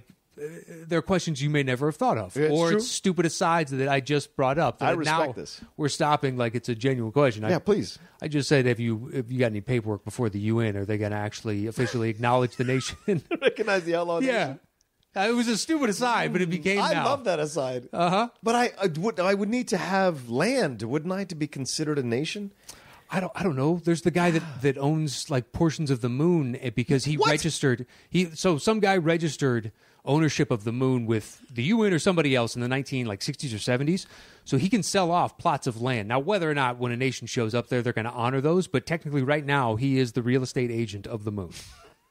Not kidding. This is a smart motherfucker. And he's selling off meaningless titles in essence, and people buy them because now they have, I own this tract of whatever this crater is. Right. And that could be valuable. Who knows? Wow. is a way station, a jumping off point to go further into, because I don't know if there's much to mine there. I'm sure there's some things. So already there's a civil war possibly already wars on the moon. I mean, before we even fucking get there, there's going to be fights on the moon. You already see the downside. Property. Of course. Yeah. Of course. Look, I don't know if it's official, but I know that he has been selling them for a long time. It's like the Star Registry. Wow. Buy a star for your friend. Whoever came up with that is brilliant because there's an infinite number of stars. Now, in the viewable universe, that's not the case, but there's still more than you're ever going to sell. That's right. That's like what some companies do where they sell like 500% of their company. You're like, you can't sell 500% of your company. No one's gonna try to claim it. So that's a shit company. Yeah, exactly. If you're giving away 500%. Sometimes they do that, and then in the end, like it's what they do. Those Madoff is doing all that shit. Where he was selling 500% of those kinds of things. Well, a whole fictitious scheme. company. Exactly. It's on the moon. That's smart. Jesus, does anyone have dibs on Mars? We got to get to Mars. We got a rover there. I don't know. Maybe a person has to step foot on it first before you can actually start doing that entirely. But at the same time, the Star Registry, technically, you own that star, I guess. I guess so. I don't know. Well, I envy people who think that far ahead. Like, I wish I could be that much of a planner. I think that would be fantastic. Like, you're planning for 6 generations ahead of you. But I don't know. I think those are scammers, and they found a good scam. Yeah, they found their home run. Maybe. Good for them. Yeah. Somebody had to do it, I guess. Why not? Well, I'm going to sell pieces of Outlaw Nation after this podcast. I'm going to set up a website and sell pieces of Outlaw Nation. How much is it per? Are you selling by what? Square foot. Really? Got to be square foot.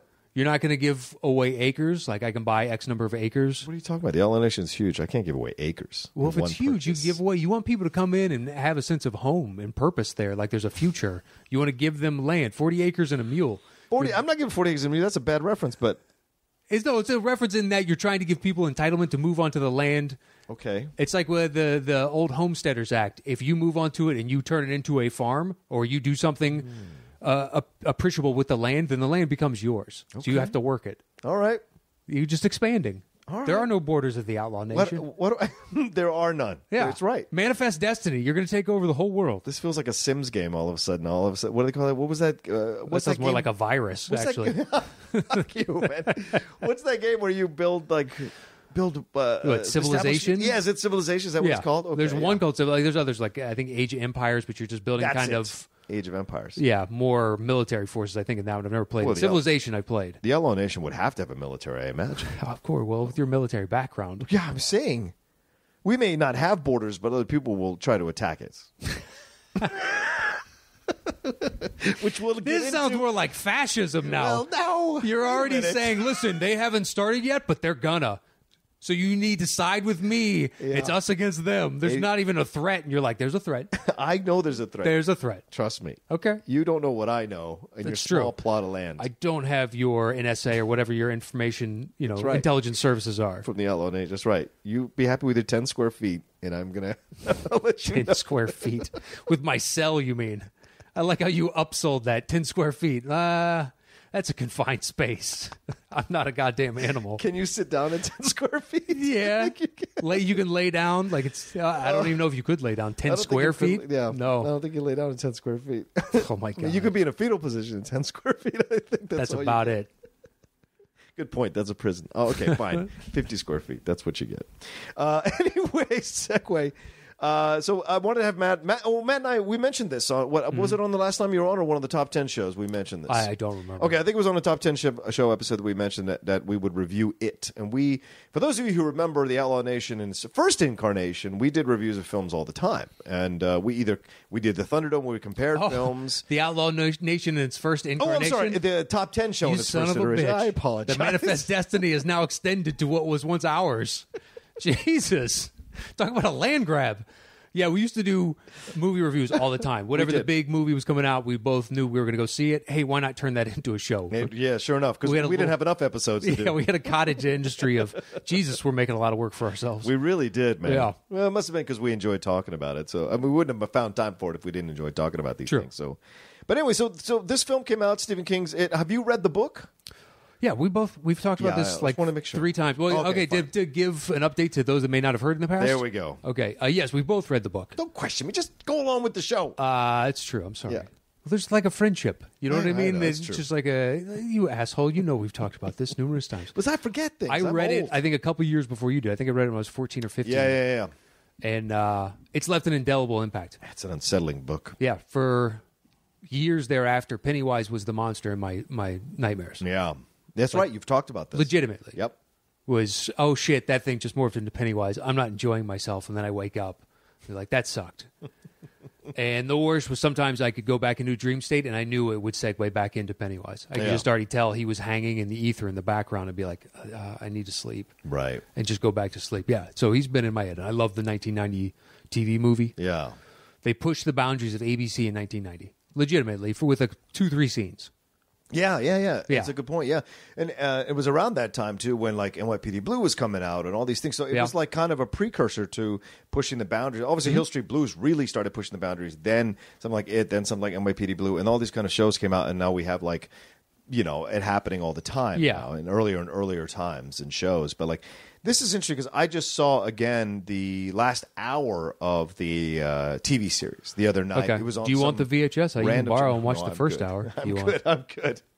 But it was 4 hours, wasn't it? It was 2 nights. 3.5. Oh, 3.5. Okay, something like that. So I watched the last hour of it, like when they're. Well, you don't want to spoil. Oh, what of the TV movie? I know. Kidding? Well, that's my question. Are we talking about this movie because there are things that happen in this that project to the next movie? And if you haven't read the book or seen the TV movie, I don't want to ruin aspects of the next movie. This is a review. Okay, it's your show, right? I'm going to put on in the descriptions like spoiler alert. We're talking about the book and the movie. Yeah, and the next movie. Right. Okay. Yeah. Just because there are a couple things that are really interesting, too, specifically at the very end. You're like, that's beautifully setting up. Well, then maybe we'll just talk about the movie and we can allude to stuff that might happen in the second movie. It's your show. Fair? Yeah, let's do that. So I'll do whatever you want. Let's do that. So this is directed by Andy Muschietti, who's an Argentinian guy. His wife co-produced this with him, and he had directed Mama with Jessica Chastain before this I film. didn't see that. Yeah, he hadn't done much, dude. He'd done a bunch of shorts, and then Mama, and then I think there was something else, and then this. So this is pretty amazing for a guy with limited limited feature experience to create such an incredible world that was easily accessed, and the terror was so incredibly realized from the book. What was your feeling? What was your feeling watching it? I loved it. Yeah? It could be my favorite movie I've seen this year. Wow. But I also, that's genuinely influenced by the fact that I love the book, and the book has carried with me all these years. So to see it kind of come alive, both the book and the monster, right? Like, because Tim Curry kind of nails it. Yes. In the 1990. He really does. But he's not allowed to do a lot of things that the current iteration, Skarsgård, Pennywise.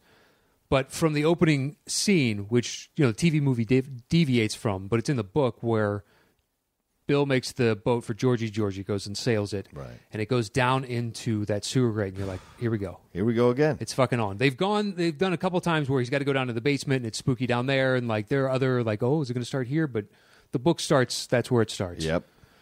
And the fucking charm of Pennywise. Yeah. He goes from menace to strange. Very, it's very well.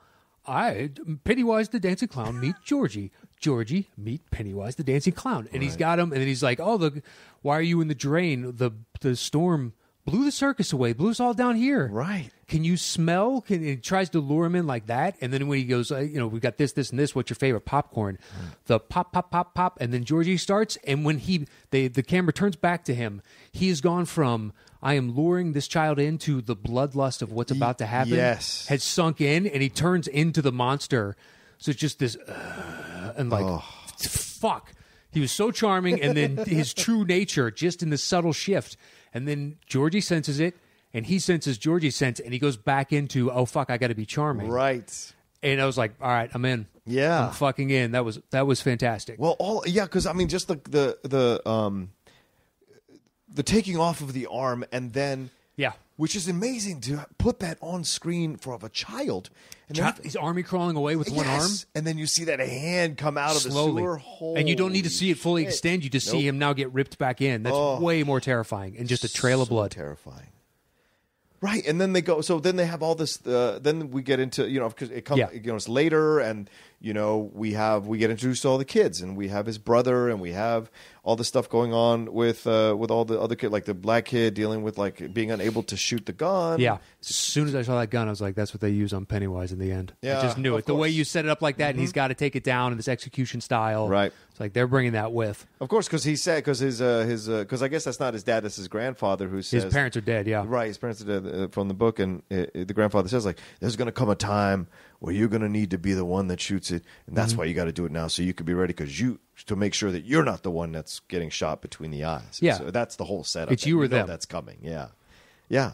And everything, and the kids were great. I thought the casting was fantastic for all the kids. Yeah. Really believable stuff, and I thought this was obviously this was better than a TV movie because they could go as far as possible with this, as close to an R rating. Obviously it has an R rating, but as close to an X rating as they could go and get away with it. Yeah, and a lot of the stuff that they depicted in the movie was really surprisingly well done and realized to the point that it didn't feel excessive or exploitive at all. It felt correct to me. Yeah, well, I mean, so I spoke to Gabe because he saw it. Oh, right. And he was like, "Yeah, I didn't get all that scared." He's like, "There were moments that frightened me." Yeah. But he was like, "I thought of it more as a comedy," and I was like, "Yeah, I know what you mean in that you have the lore. Both of us do, having read the book.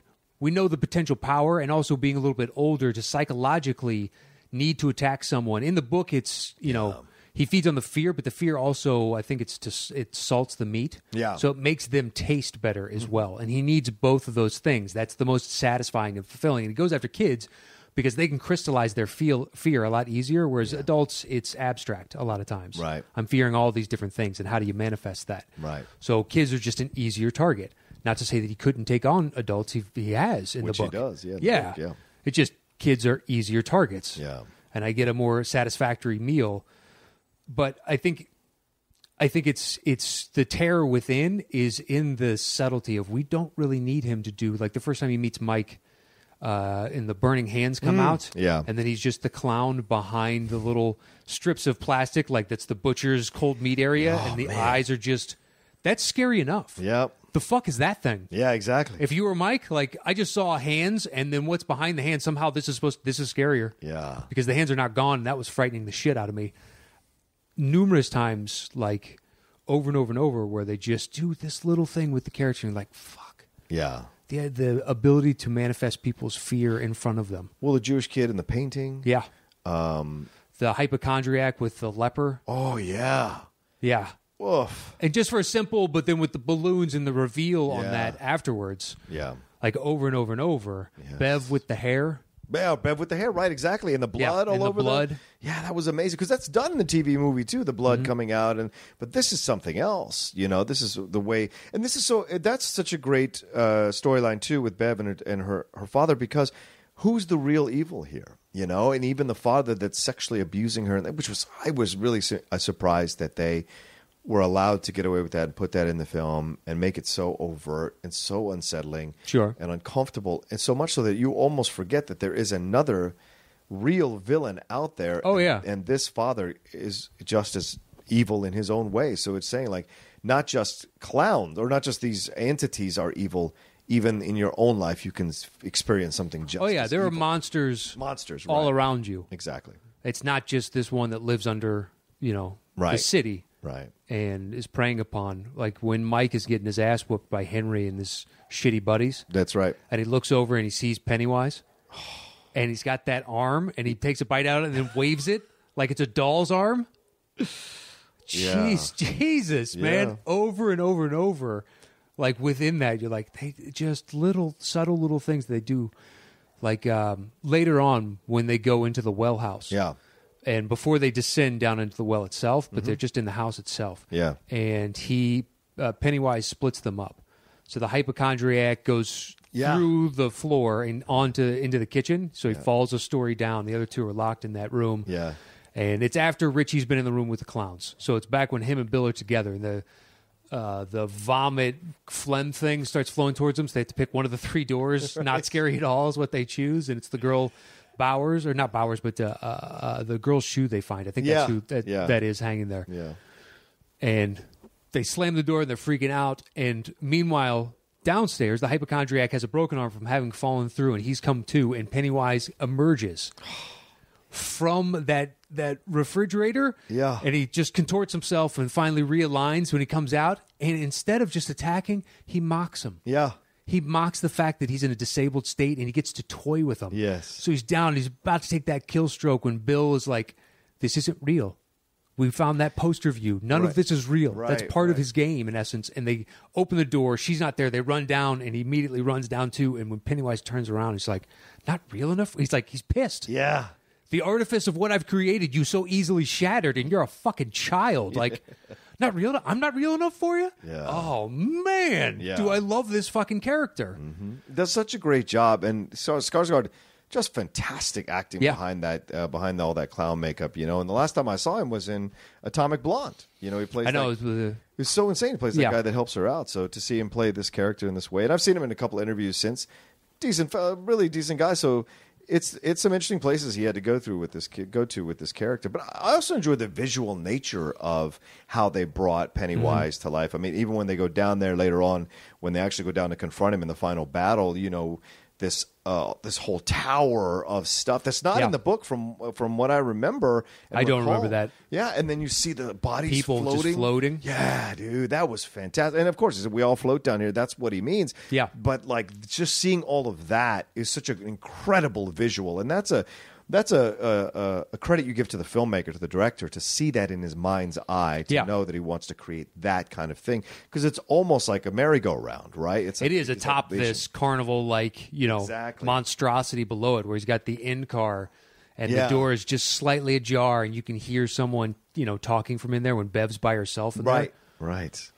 That whole scene, when you finally got up close as a Pennywise, the cracking paint across his forehead, it's like, what a great little detail. Yeah. But when down there and she's like, I'm not afraid of you, and he opens up his jaw to show the deadlights. And he's this other dimensional being. Yeah.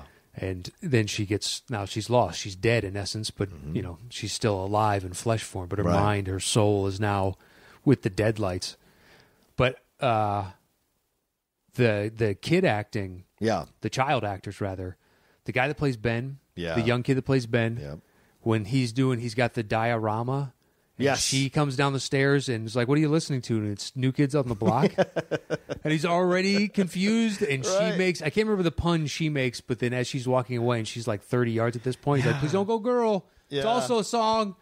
And he's like a mini Chris Farley when Chris Farley gets pissed off, and it's a very subtle, like, stupid. Exactly. Stupid. And then he's dragging his headphones behind him. Exactly. He's just like, his whole world has been destroyed because she grabs like his yearbook and there's no signatures in it, so it takes a beat. But the Richie Tozier, who becomes a comic later in life, all the jokes are perfect. Finn Wolfhard was so great. All the jokes. I obviously enjoyed him in Stranger Things, but to see him like this is great. And we did a Schmoedown with them. We did a free for all Schmoedown with those kids, and that was fun. If anybody listening hasn't watched that yet, watch that. It was a fun little free for all. Those kids were fantastic. The girl is so great in the moments that she has. Bev actually plays Bev in those really tough moments. She's so believable and fantastic, and you see the love thing going on there between which she's having that connection with Bill and kind of with Ben. Yes, exactly. And so you see that kind of laying the groundwork for what's going to come later on in the second part of this these films, when they do the part two, and all of it, their connections were tenuous, but that's what's great about the movie is it shows you how these people come together to defeat this evil, and I think that's really important. People who would normally not band together, one of the questions we had the other day on Movie Talk was like, with horror, why do people go to horror movies? Why do people go horror? And for me, it was like, well, it's because sometimes it's not just about slasher films or torture porn. Sometimes horror movies are designed to show you that no matter what the evil is, sometimes banding together, you can defeat this evil, and both in real life, whatever the evil is, and also in these horror movies. So there's a connection to what the journey is, and this film really does that, I think. Oh yeah. It just shows you that while you may or may not believe this one monster is real, you have to convince yourself of it. There are still monsters in your everyday life. Exactly. Like, life is full of peril in and of itself. So getting through childhood and getting to adulthood and escaping as unscathed as you can sometimes is a perilous event. Absolutely. Did you like the history stuff that they did with Ben, like going back in the library and seeing all those pictures? And yeah, seeing Pennywise being there? the egg hunt or whatever it is, the explosion that kills 88 kids, and he's finding the little smoking eggs. Oh, man. And then Pennywise chases him as the headless corpse, and then Egg Boy, right before he couldn't get him, and he smashes into the librarian, who's giving him shit. Shouldn't you be outside? Right. Like, listen, bitch, you know I don't have any fucking friends, so why don't you just be thankful for the fact that you're not in here by yourself? Right. In the middle of summer in the heat of Maine. Like, fuck off. That actor did a great job, too, of showing Ben as being a little more worldly and wiser than everyone else in the group. And that's a difficult thing to pull off, and I thought that actor did a fantastic job doing that. Really very, very believable and very grounded in his performance so that you could accept what was happening. Yeah, across the board. Yeah. Is it Stan, the Jewish kid? Yeah. Stan? Yeah. He's really good at playing. Basically, that's what the character is. Yeah. It's kind of a, like, skittish... I don't want to admit to myself that this is real, because then that I have to admit that things like this could happen elsewhere. Right. This is the only instance of this. This doesn't make sense. I've never heard of this. Yeah. And then the hypochondriac, I can't remember his name for the life of me. I can remember all the others, but not this. With the overbearing mom. Yeah, that was weird, wasn't it? Yeah, but at the same time, that plays a part in the next one as well. Yeah. Well, just in his growth and development as a character when we catch back up with him. Right. And he also needs that. Like, he needs to stand up, and he goes out to fight with his friends. Right. Yeah, the gazebos line. That was a good line. These are gazebos, Mom. But he also got, like, the... Eddie. Yes. Yeah. Yeah, when he confronts his mom. And that's the thing. Every one of these people, every one of these kids has a horror they have to face emanating from their own houses. Right? Except for Richie. Right, because we don't get the background. But that's why he's the comedian. He's afraid of clowns, exactly. That's why he's the comedian. And that's why everyone else brings more to the situation than Richie does. Because Richie's just like making fun of everything and bashing everybody. And it's great, though. Yeah, it's perfect. You need it. Get in there and do the movie. He does the bad English. I'll do it if you stop that stupid accent. Yeah. They've heard it so many times because he's just like, it's one of his go-to jokes. Right. Everyone has a friend like that. Yeah. He's always doing exactly. that kind of shit. Oh, this used to be a beaver camp. Still is. Am I right, boys? That killed. I was like, that's beautiful. Yeah. That is beautiful. He had a bunch of those. Yeah, he did throughout the whole movie, which was great. You want a kiss from me, too? Get out of here, you smart ass. You little shit. Well, and they cut out, obviously, I wonder if there'll ever be a version of this where they include the really uncomfortable stuff in the book about the sexual orgy that happens between the kids. That'll never happen. It's so insane because they also perform this ritual, right? Because there's a turtle. There's all this stuff that happens in the book that connects to the Dark Tower. It connects to the overall universe because it is from the same dimension that the turtle is from. Right. And the turtle is like what, the all-powerful being or something like that? It's a grandfather, like energy in the universe. Okay. Right. And it's one of 4 powerful beings, all-powerful beings. And it rarely comes out of its shell. And when it does, it has this kind of intelligence. And so, and Pennywise is its nemesis. Okay. Right? And that comes up in the second. That I don't know if it's going to come up in the second movie at all because they didn't introduce it in the first one. But if you read the book, you see that they tried to call on the turtle again when they're adults, and Pennywise is like, "No, I killed that motherfucker. I strangled that motherfucker." Oh yeah, I forgot about that part. Mm-hmm. So it's a real powerful energy they're confronting in Pennywise. And what I love about the movie is that although the Tim Curry stuff was nice in the TV movie, this is what it really is. This is what Pennywise actually is. Yeah, no, he toys with them. Yes. They're nothing. That's why I love the ending when I really kind of wish Bill would have even gone full tilt, a little more psycho, and be like, listen, you might be able to kill me, but you can't kill us all. Yeah.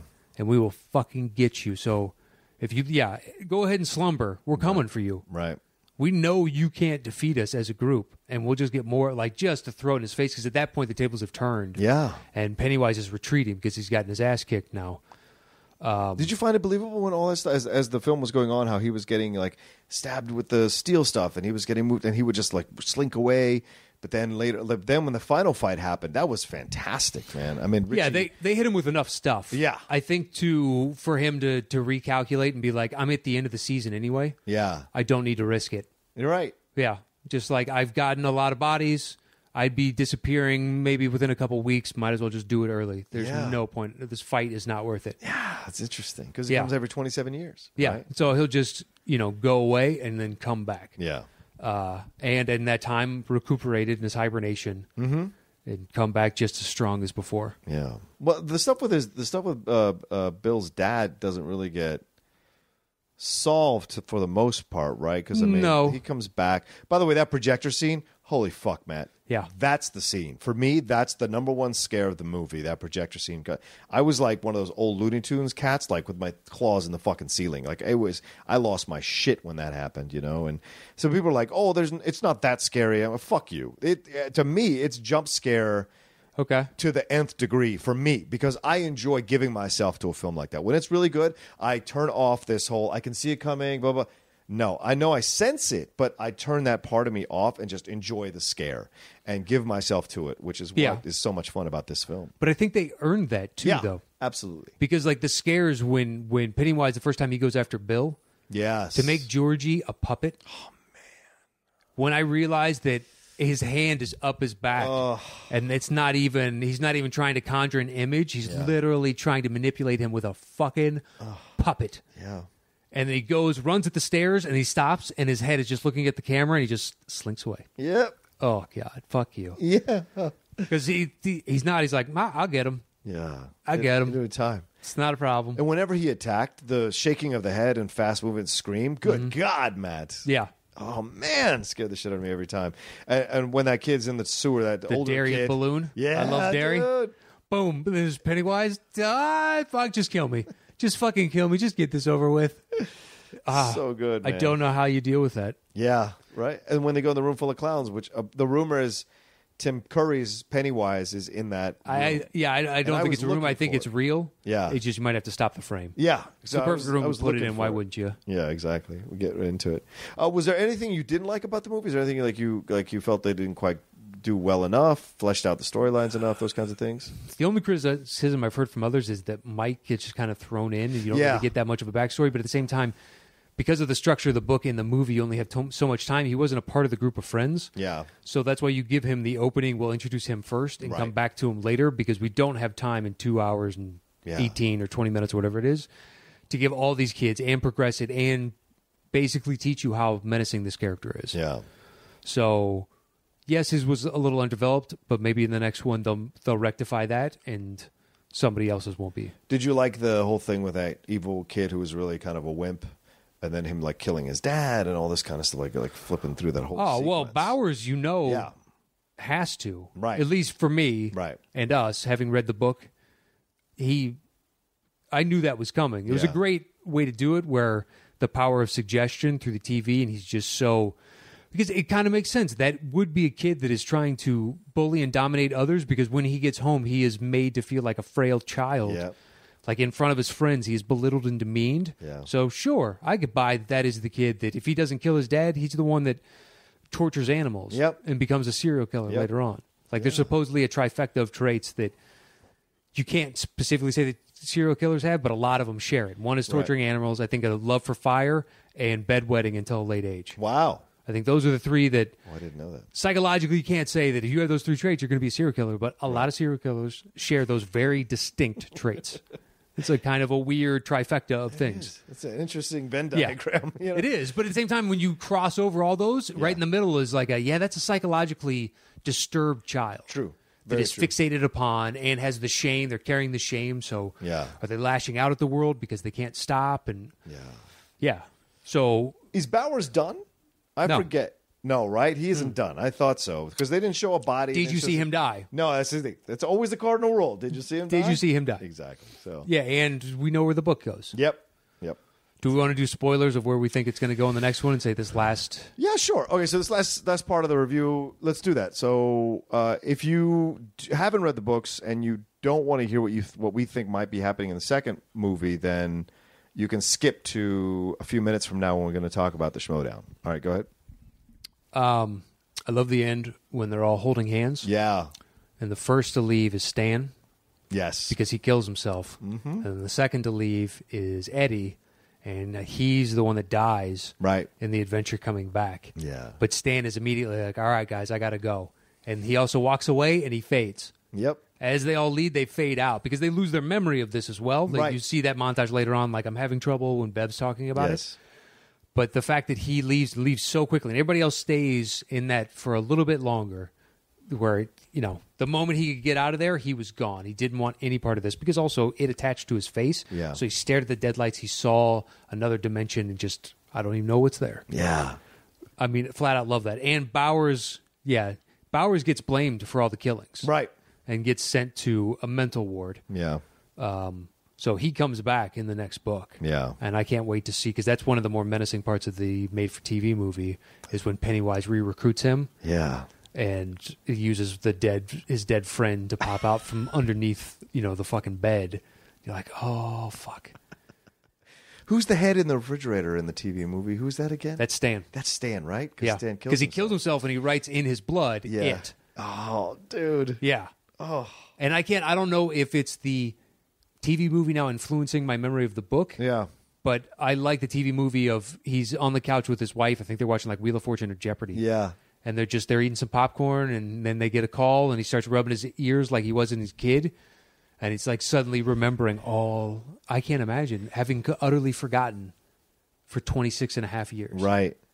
And then just like, oh my God. Well, that happens to people, right? They remember physical or sexual abuses later in life, and all of a sudden it all comes screaming back, and it sends them into a breakdown or into, at times, like deep therapy because they have to come to terms with it. And then it can destroy family relationships because if it's a family situation, like you cannot look at that other person the same way again until you have that confrontation. Yeah. And so, that is believable in that way, There's rumors that Jessica Chastain is going to play Beverly. That's who they're looking at to play Beverly for the adult stuff because she worked with Mama, with Andy Muschietti on Mama.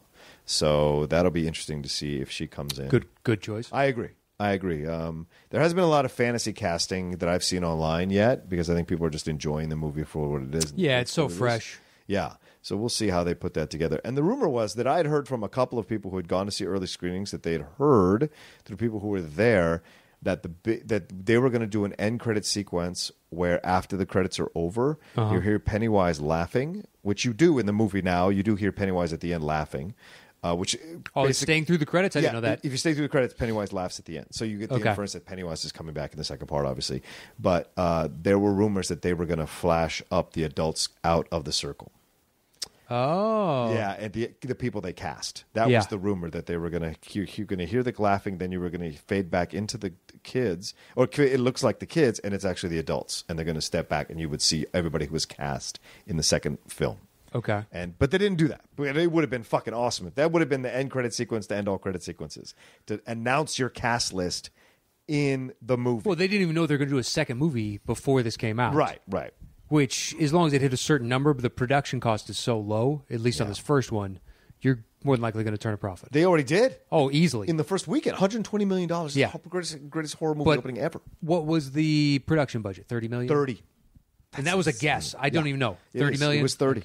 28 to $30 million was my ballpark. You've already made your money back. Two and a half. As soon as you make 2.5 times your money, and we haven't even hit international yet. Right. And Florida had 175 theaters closed because of Irma. So that's Florida. From what they've said, Florida equates to 5 to 6% of the overall box office of any movie. So it's something like that, 5 to 7%, something like that. It's a strong number. I've never thought about that before. What state dominates? In I'd assume California or Texas, maybe. All the big states, I would imagine, because they have so many theaters. Yeah, here, New York, Illinois, Florida. Right. I can't even imagine what would be on the next Chicago. list. Maybe. But Illinois. Oh, Illinois, right. Illinois. Maybe Jersey or something on the East Coast. Sure. Or Pennsylvania because you got Philly, Pittsburgh. Right. You have more like a bunch of popular cities, Cleveland. Washington, D.C., maybe. There's a lot of people there. Yeah. A lot of theaters there. That's interesting, though. Yeah, so there's another 5, maybe 4 to 5% now that the cat's already out of the bag or something, or maybe even more. Exactly. Maybe 7 to 8 because the word of mouth is so strong and everybody loved it. Oh, yeah. I think for sure it's going to make crazy numbers in the second week and even more so. I know a lot of people are going back a second time this week. I almost saw it a second time this week. Did you? I almost. I'm waiting for another week for it to kind of, my memory of it kind of die down a little bit, then I'm going to go see it in IMAX because I'm going to get my ass scared in a large way. If you wait long enough, I would go with you. Yeah? Yeah. All right. I'm down. But I'm a jumper. Just a warning. Yeah, I can't do it for like 2 weeks. Okay. Just to let you know, I'm a jumper. I hope it's still in IMAX in 2 weeks. If it is, then great. I'm down. Well, there's only one true IMAX here in L.A., which is up at City Walk, I believe. I thought the Howard Hughes ones at the Parkway. Somebody told me once that like there's a slight differentiation, and City Walk has the only true 100% IMAX. I don't know what it is. Yeah, that is a related story, but okay. If it's one who I'm thinking of, just like the guy knows. I saw that at Rogue One in IMAX there at that one at the City Walk, but Rogue One wasn't shot in IMAX. But I saw Batman: The Dark Knight Rises at the IMAX at the Howard Hughes Parkway. That was fucking IMAX. I saw Dark Knight in IMAX. Yeah, it's amazing. It was fantastic. Right? Yeah. Because you can't help but like to be sucked into the world. Oh, you feel like you're a part of the action. And just it's fully enveloping through sound and picture. Just this, it's a first eye, like God's eye view of the action. Yes. I'm trying to think if I have anything negative about it. I don't feel like I do. I really don't. Like the flaws that people have said to me, be like, that's fine. I gloss over it because I enjoyed the book so much, so that colors my perception. Yep. I agree with that. I think, sure, you could say that about the Mike storyline, I suppose, but he gets his revenge on that guy, so on Bowers, at least in this particular version of the movie, in this particular part of the movie. But so to me, it doesn't bother me as much. The Beverly stuff works for me. I don't think I have any real complaints. I thought acting and everything around and the pacing of the film was fantastic, and the visuals were great. So just the right amount of Pennywise to keep the story moving forward as you expose all the kids, because you knew it was coming. Every time we flashed to a different character, you're like, okay, here we go. How do they meet him? Pop, pop, pop. Oh, that was pop, pop, pop, pop, and Georgie's like pop, pop, pop, pop. Oh my God! And seriously, when it cut back to and just dude, you just see, and you're like dead eye. Fuck, run, you little shit, you 6-year-old idiot. How do you trust this right now? He's so dead-eyed, man. Just lost in the lust, like you said, lost in the just the bloodlust has overtaken him, and he's just so he knows the feeding that's about to come. Yeah, it's like when you're craving something and you get that thick saliva, your body starts to like know that it's coming. Yeah. Like I used to get it from addiction. Like when I hadn't drank for a long enough time, my body would start to be like, I really want it. Let's do this. Like kind of, and I get this thick saliva, like give it to I'm me. Craving. Yeah. And you could see that within Pennywise, where like he was craving. He knew his favorite thing in the entire world was coming, and it was just a matter of now. I just need to keep lulling him in. Oh, it's so brutal. Speaking of brutal, let's segue into the Schmoedown match. It just dropped yesterday. Yep. People know, if you haven't watched the match, at this point you can turn off the podcast because this is going to be to the end of the podcast. So you can turn it off. Thanks for listening. Please follow me. Please follow Matt Knost and all that jazz. So we're going to get into the Schmoedown. If you haven't watched it yet, you can come back and listen to this portion of the podcast after you watch the match. But we're going to talk about the match. Matt, we lost. We fucking lost. But we didn't lose in a way that was toe-to-toe, in my opinion. No. We got screwed by the wheel. Well, we didn't choose Tarantino. We didn't. Because a couple people afterwards came up and said, why didn't you choose Tarantino? And my feeling is, because there's only so many movies, the questions are going to be so obscure, so acute, that I don't want to give up points. I don't want to have to go to multiple choice. Right. There's 4 other categories up there that I think the questions will be more general to that category, whereas this is going to be site-specific. Yeah. Hey, who was the 5th billed actor on blah, blah? I don't think it'll get that bad, but it could. Yeah, of course. And we had that conversation when we were discussing whether to spin again. Right? And we said, like, there's only so many films that it's been chosen twice already. So I didn't know. Yeah, it had, because I've watched all these fucking things. I've been there live for just about every single one. And so I knew the questions were going to get super obscure.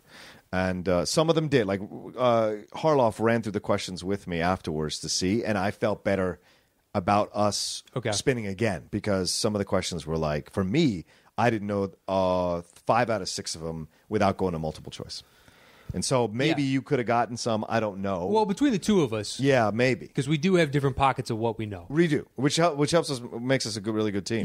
Yeah. Like, we have our strengths, we have our weaknesses. Like movie release dates, I am of no help. I thought we did all right. We did. We got 4 points, I think. Is that right? We got something. Something like that. Yeah. So I was happy with that, because that's a tough category. That is one of those of, I will take any other category on that wheel but that, because that is, eventually movies exist in zones in my life. Yes. I was roughly around this age when I saw that, so it's in this. Yeah.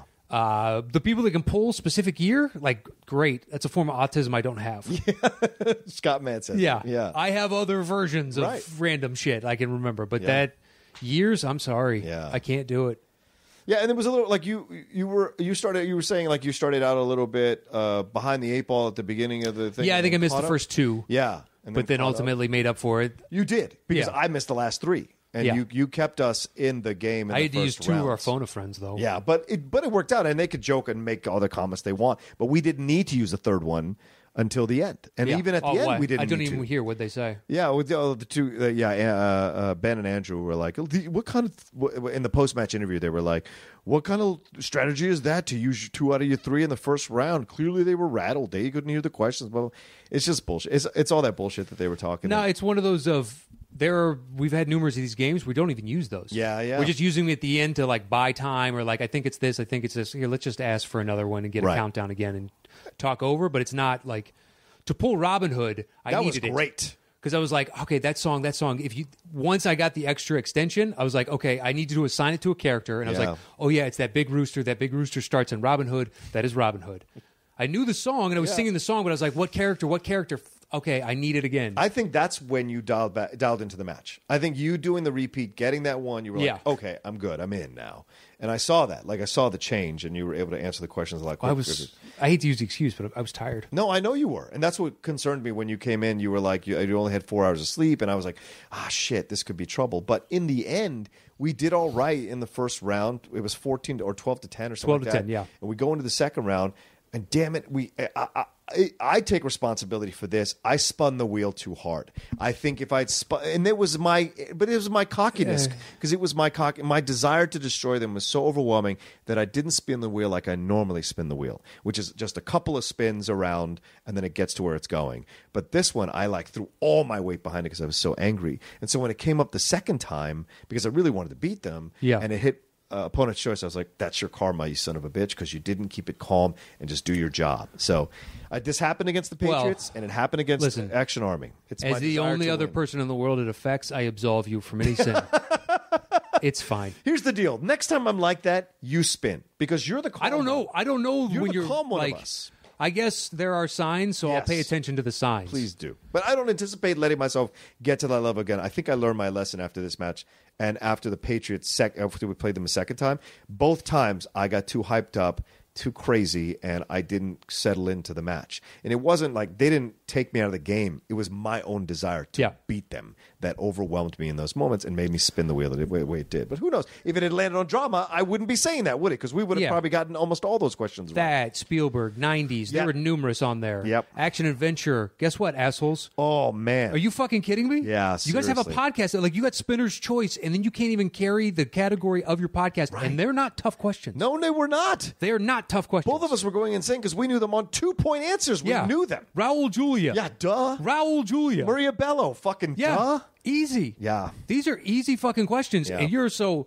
Listen, they can talk all they want to.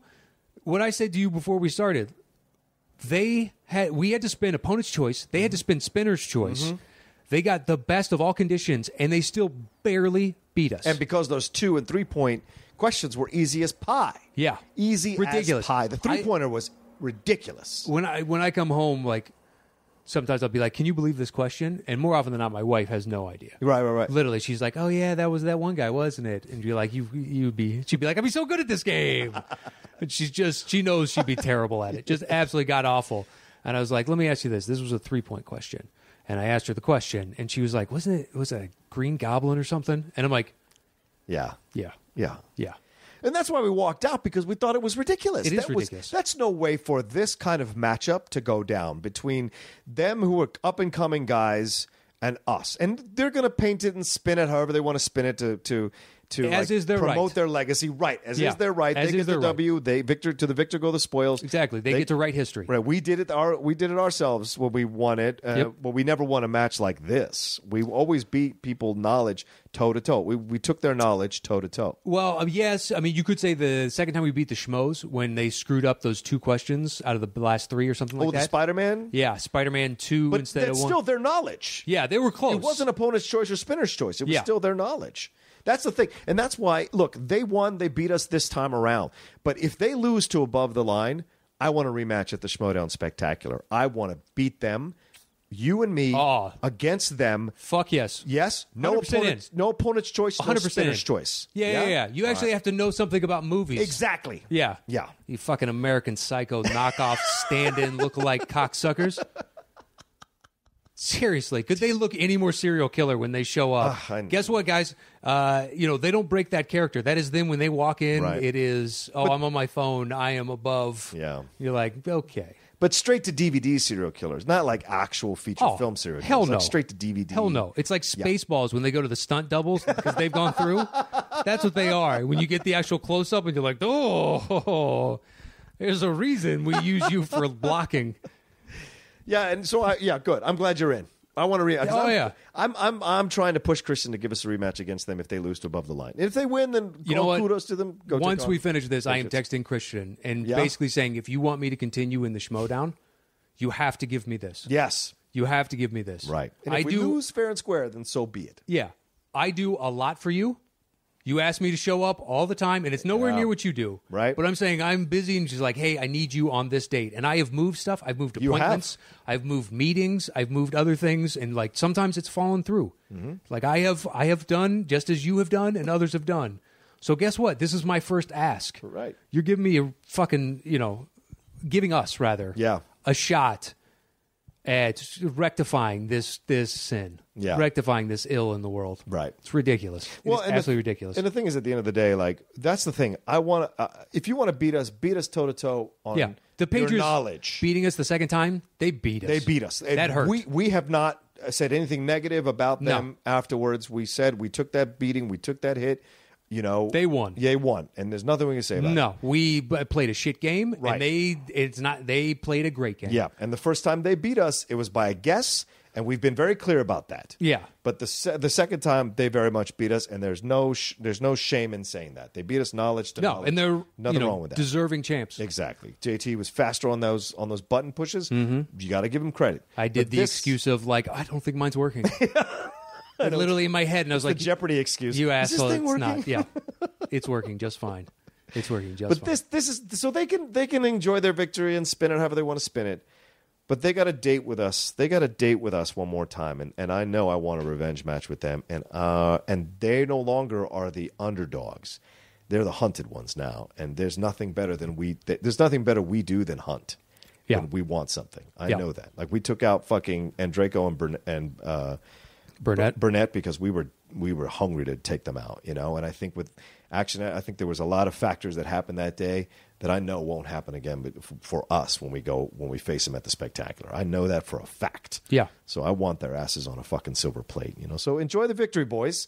Enjoy it. Gloat for however you let gloat on it till you face Above the Line.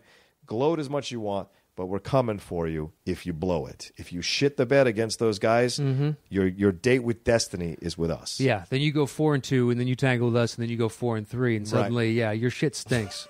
Suddenly you're back where you belong, which is below the line. Yeah. Not above the line, below the line. Yeah, they beat Late to the Party. Yeah. And when I was, talking to Late to the Party, because I saw them after, right after it happened, and I can't remember the guy's name. Oh, Robert. I think Robert, okay. Yeah. We've met once, but I don't think we did proper introductions on just like, oh, hey, Late to the Party. Oh, hey, and he was like, I drove all night to be here. Yeah. Like, and I'm operating on no sleep. And he's like, that's not an excuse. It's like, but it is an excuse. It's not an excuse of getting you out. Right. It's an excuse of, trust me, man, I've been there. I've shown up to these things where I've had no sleep. Mm-hmm. And you're just like, all right, hey, mush, for a brain. Yeah. It's time to, work. Because you're about to be critiqued by 200,000 minimum people. That's true. It's just like, Yeah, man. Yeah. I always try to get 7 hours for a match because I need to have my brain sharp. And if I don't, I know I can, forget things that are there. You know what I'm saying? And so, but look, I mean, we've left a legacy as Team Top 10. We've won those titles. We beat the Schmoes twice. Mm-hmm. No one's ever beaten the Schmoes twice. And we got the belts. That was what was important. We'll get another shot at them hopefully down the road. Who knows? but we definitely want Team Action one more time. Or Team Multiple Choice, as I called them, and the Multiple Choice Army, which is what I said in the post-match interview, because that's correct. Because you can't tell me that you host a podcast called Action Movie Anatomy, and you go to Multiple Choice in basically every single one of those questions almost, except for one, and then we steal a point from you. Yes. That's madness to me. And it looked like you were going to miss one or two of the other ones. Yes, you were on the fence about it. I don't believe they 100% knew it was Raul Julia. No, I don't think they knew it was Maria Bello either. Yeah, I don't think so either. I think it was like I'm 60-40 on this. Right. And they went with the 60. And it was right. You got the point. But at the same time, it's your one fucking job. I think they know it deep inside. I think they know in their heart. Had we spun a category of make a list of 10, I'm not going to have to go to multiple choice and be like, what comes after 5? It's not going to fucking happen. Or someone did the stats for me as a singles competitor, and they on Westerns, I've never missed a Western. Oh, really? Never. 12 out of 12. That should tell you. When we spin the categories, we know, if we claim to know or we claim to play a character of, we know these categories. You give me action adventure, you give me animation, you give me Disney, you give me Pixar, you give me... Had Tarantino not been run through twice, that first round I'm sure was easily done. Oh, yeah. I think I could do the first Spielberg, time been chosen? Yeah. Hanks, Cruise. Like, there's numerous on there. Be like, boom, spin that 90s I like, 80s I like, 70s. Yeah. Yes and no. We can hang in 70s. If I'm on your team, we can hang with 70s. Once we go earlier than that, I'm sorry. I've only gone back for so many of the 60s, 50s, 40s. That's where I try. That's where I do my best. Yeah, that's where I'm like, I can help a little. Yeah. But we'll see him again, man. I got a feeling we'll see him again. And we'll take the hits, and people are going to make fun of us, and their quote-unquote action army, or what I call the multiple choice army, will come after us. But by the way, if you support Top 10, if you support Outlaw Nation, if you support Mighty Matt Knost, then get on Twitter and give those boys shit, give their fans shit, start calling multiple choice, Team Multiple Choice, call them the Multiple Choice Army, hashtag the fuck out of them, because I want them to be angry that they're not respected for quote-unquote beating us. I want them wanting to face us at the Schmoedown Spectacular. It would be brilliant. Do you guys want your square footage in the nation? That's right. There's a little bit, you got to pay a little bit of a price. We're not just giving away land. No. You got to earn that land. That's right. That's right. The more you hashtag, the harder you're pushing for this, the larger your plot of land in Outlaw Nation. That's right. I just made this policy up. But with discount. With discounts. Yeah, of course. You'll get a discounted rate if you're doing all that. And if you go on the Schmoedown, the Movie Trivia Schmoedown Facebook page and go after them like that as well, all power to you. Go get them. What's the capital? Capital of Outlaw Nation? Yes. Is that also just as a tie or callback? Would it be Rocanopolis? Rocanopolis is what I was about to say. So now the trident might make a little more sense. It's circular, man. Rocanopolis is absolutely the capital of Outlaw Nation. Circular. It all comes back. So we got to think of that. Brilliant. Man. The prime real estate then will be either the suburbs of Rocanopolis or you're giving away downtown spots. Yeah, of course. I'm thinking it's like a Dubai. Out of nowhere, you built up this huge modern city right in the middle of Outlaw Nation. That's right. What can I tell you? I had some money to spend, and I was able to do it. Now I have oil. Now in Outlaw Nation. All right. Anyway, that's enough for this part of the podcast. Matt, thanks so much for joining me, dude. This part? How long is this podcast? Well, this is a 2-hour podcast because my first part of the podcast is my friend Steve and I talking climate change because of what happened with Hurricane Irma and Harvey. He really wanted to come on. He was like texting me. He was like, "I got to talk about it." I'm like, "All right, come on." So it's a good long podcast, which people enjoyed the long one. So I don't have a problem with it. Sure, Matt, where can people find you if they want to follow you and leave you messages? One guy just hit me up on Facebook and said, listen, it's like our show and a couple others on Schmo, but I think he's at Outlaw Nation. He's got a long commute to work. He's a zookeeper. Oh, yeah, that guy. Yeah. He got a full-time job. Yeah. Congratulations, dude. I forget your name, but congratulations. I emailed him back and I was like, hey, what's your favorite animal then? He's like, rhinos. I get to work with them. It's awesome. And I was like, that's pretty fucking sweet. That's great. That is pretty fucking sweet. I love rhinos. This armored tank of an animal. This doesn't make any sense. Mm-hmm. You know, can you imagine describing to somebody a rhino that's never seen it and be like, no. So it has like this really thick hide. It's like plating. And then there's a huge horn coming out the front. Sometimes there's two. Okay. Okay. That's a connection. I think it's a prehistoric connection, that animal, I would imagine. Right? I'm sure there were beasts like that because they had to look like back then. Well, yeah, but it's still a mammal. So Sure. there were dinosaur versions guess with you're right. plating. But yeah, mammals were a lot smaller back in dinosaur times. That's a good point. We're mostly rat-sized, just scurrying about. Please don't step on me. Please don't step on me. That's why we theorized we made it through the extinction. Yeah. It took out everybody else, and we were already so pathetically scared of everything. We were burrowed underneath the ground and whatnot, and we'd scurry out and get our scavenger-like meals. So when there's no alpha predators as competition anymore, we got the flourish. Whatever works, man. Whatever, as long as we live. Well, because of that, we now have Rokanopolis. That's right. So and with the Outlaw Nation podcast. It all ends up gorgeous in the end. Yeah, so follow Matt Knost at Matt Knost on Twitter and Instagram, and listen to our Top 10 show on the SK Plus podcast channel. This is on the SK Plus podcast channel. Thank you so much for subscribing to this channel. So many great shows on here. Don't Be a Beardo, The Wanger Show, After Schmoedown Rundown, or the Schmoedown Rundown, and After Schmo Show. Like, listen to all the shows and do what you can to support them, and of course, the Outlaw Nation podcast as well. Thanks so much for listening, and we will talk to you all next week.